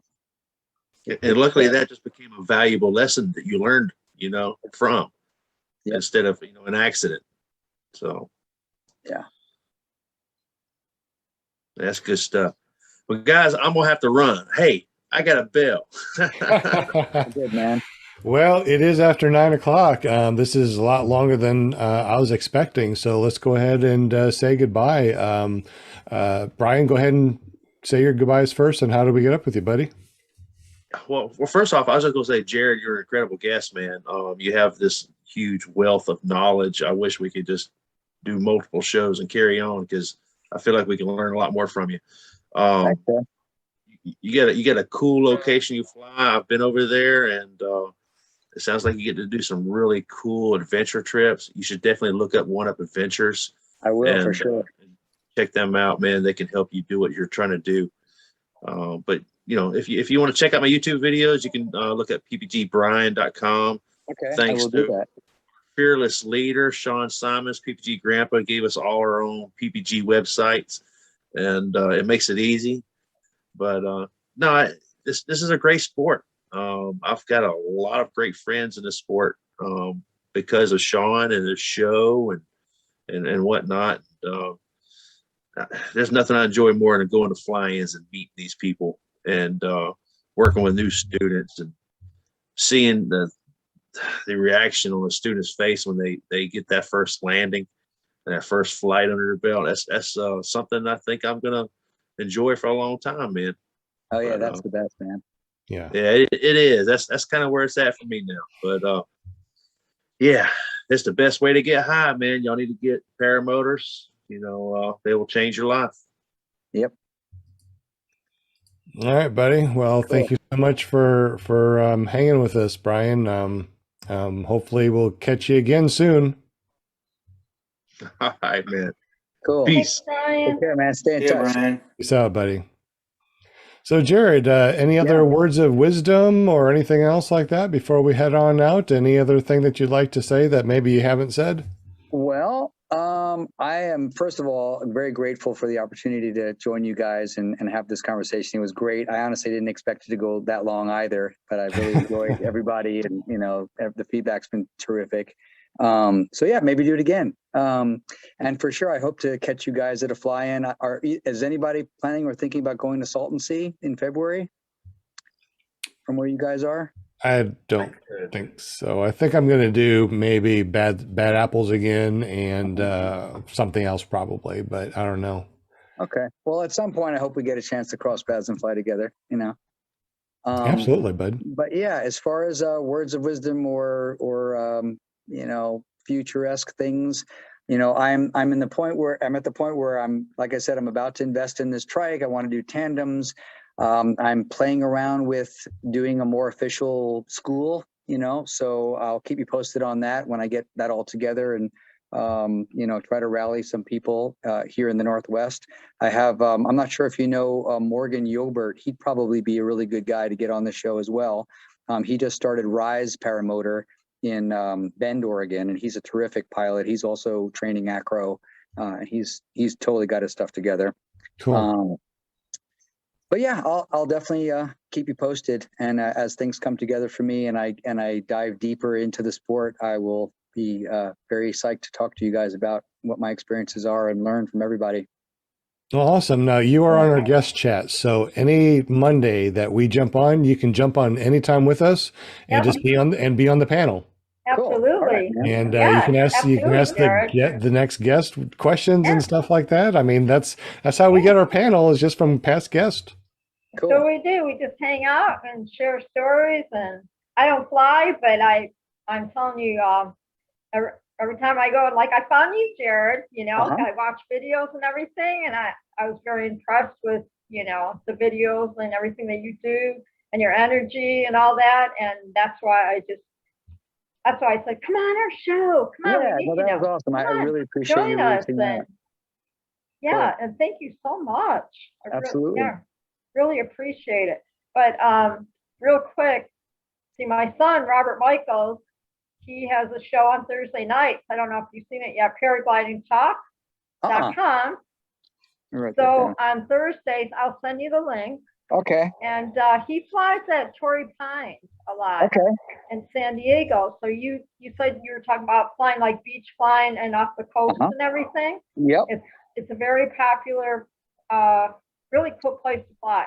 Oh yeah, Torrey Pines. I've had a couple friends who've gone down there, and I guess they were telling me about how you have to get a site briefing, and you have to have your rating, and you could do, you know, ratings, like a crash course for ratings, but you have to understand because it's a pretty active USPA HPA site that you have to know the rules to fly there and join the club kind of thing. I'll have to hook you up with Robert, and he can give you all the details on that, you know. Cool. As far as ratings and all that. I know nothing about that. I just hang out with you guys and hang out on Robert's show and follow all the shows, and that's what I call it, Paramount, you know. Awesome. But yeah, it's a pretty cool place. And then he flies at Blossom too. And in San Diego, and that's a beautiful place. Blossom Valley. Like, cool. You know. Yeah, well, you know, I'm hoping to head down to Salton Sea in February. That was the break I was going to take. So if I'm in that area, you know, by San Diego, you know, maybe I'll connect. Yeah, Robert was thinking of, he was talking about flying there. So, yeah, but I'll send you the link of a show on Thursday.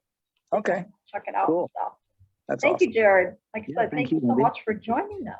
Yeah, Absolutely. and in case Jared doesn't know, and just in case you're new out there listening to us or watching us here, every Monday night on ClearPropTV.com, we have this, also called PPG Grandpa's Paramotor Podcast, on any of your favorite audio podcasting apps, including Audible, Amazon Music, and Amazon. If you search for PPG Grandpa's Paramotor Podcast, we come up. The audio, it's awesome.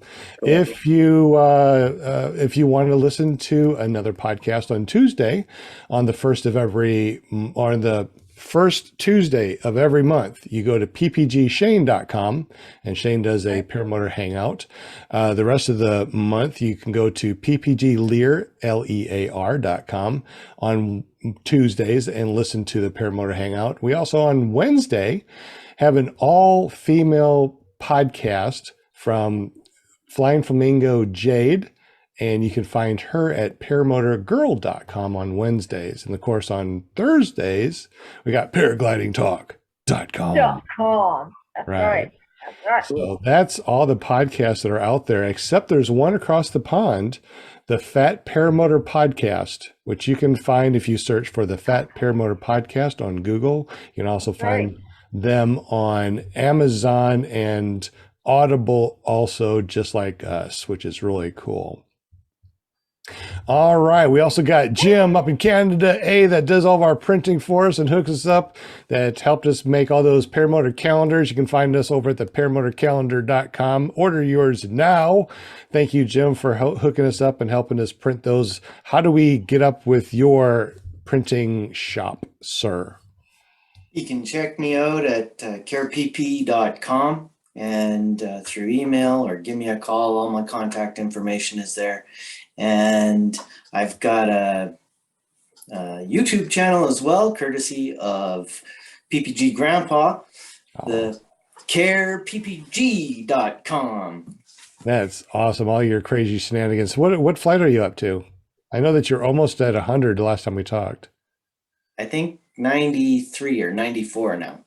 All right.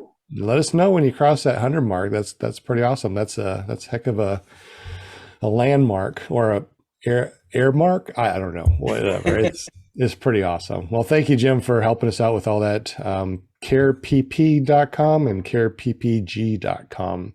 We also got Will Fly at willflyppg.com. Tell us about all your shenanigans and what you do, brother man. Right. Well, first of all, I wanted to say thank you very much, Jarrod. I thoroughly enjoyed the show, so I appreciate you coming on, man. And like Ryan was saying earlier, flying has become secondary, really, to all the great people I've met in this sport. So it's just been awesome. Awesome. You can find me on YouTube. I'm Will Fly, or willflyppg.com. That'll take you to YouTube also. Cool. Absolutely. And of course, if you want to get up with us and want to be on the show, make sure you hit up paramomusa.com, which brings you over to Linda Anderson's Facebook page. And she's also our cheerleader, our PR chick. I mean, she's just everything. So we definitely appreciate her.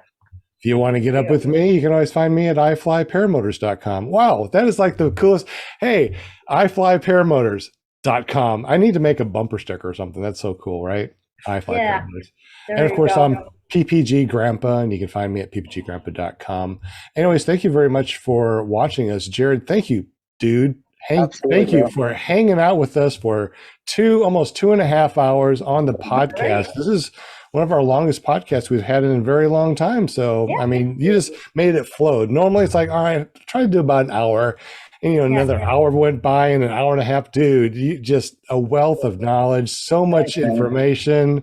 Definitely want you to come back anytime that you want to and hang with us on the show here. I mean, if you just want to be on the panel and not say anything, just be on the show. That's fine. I don't care. Yeah, I appreciate that, bro. I will definitely check in for sure. Cool. Awesome. And like I said, as things progress for me, I'm playing around with Sky Monkey PPG. A friend of mine said they like watching me fly. I'm like a little monkey in the sky, so I think I might go with that. Well, that's cool. But That yeah, is cool. as it progresses, you know, that'll be more of a thing. And then for the meantime, if anybody wants to reach me, just Jarrod Kaplan PPG works. As I told you guys before we started recording, you know, my YouTube is kind of all over the place. I think I've got probably 50 videos out, but they're splayed between Jarrod Kaplan PPG, Jarrod Kaplan spelled different ways. But you can find me on YouTube. My thing has been making videos more like music videos as opposed to, you know, monetizing videos using generic music, because I generally like to edit to the music that I fly to, or, you know, music that suits the mood of the flight. So they're all over the place, but as they come together, I'll let you guys know how to reach me in a way that's more consolidated. Absolutely. And I also got your YouTube link in the show notes down below. So anybody should be able to just click that and make sure you go there, subscribe. I mean, at the very beginning of this show, you had 66 subscribers. So make sure you hit the subscribe button and hit that bell notification. So when he starts putting up these videos, you're like, oh, I'm there, dude. I got you. All right. Anything else before we head on out and about? Good. All right, so we're going to end this real quick, but you guys don't go anywhere. After we kill the live feed, we're going to talk for a couple minutes and hang out. So anyways, thank you very much for joining us here on PPG Grandpa's Paramotor Podcast. If you're searching for us on iTunes or your favorite podcasting app, of course, every Monday night, find us at ClearPropTV.com or listen to us at paratalk.org. Jarrod, thank you so much, sir, for joining us. Thank you, We appreciate you very, very much, and we will see you tomorrow. Will, where are we going to meet this? I just saw on the chat that it's is it going to be Will Fly PPG? Is that where the chat's going to be? No, it's going to be, you said it right the first time. It's at PPGLear, LEAR.com tomorrow. Yes, it is. All right. And then Wednesday, we're going to go to paramotorgirl.com. And then Thursday, paraglidingtalk.com. Yeah. Y'all have a great evening. Thank you very much for joining us, and we'll see you tomorrow. Oh. Right. Peace out. Don't go nowhere, guys.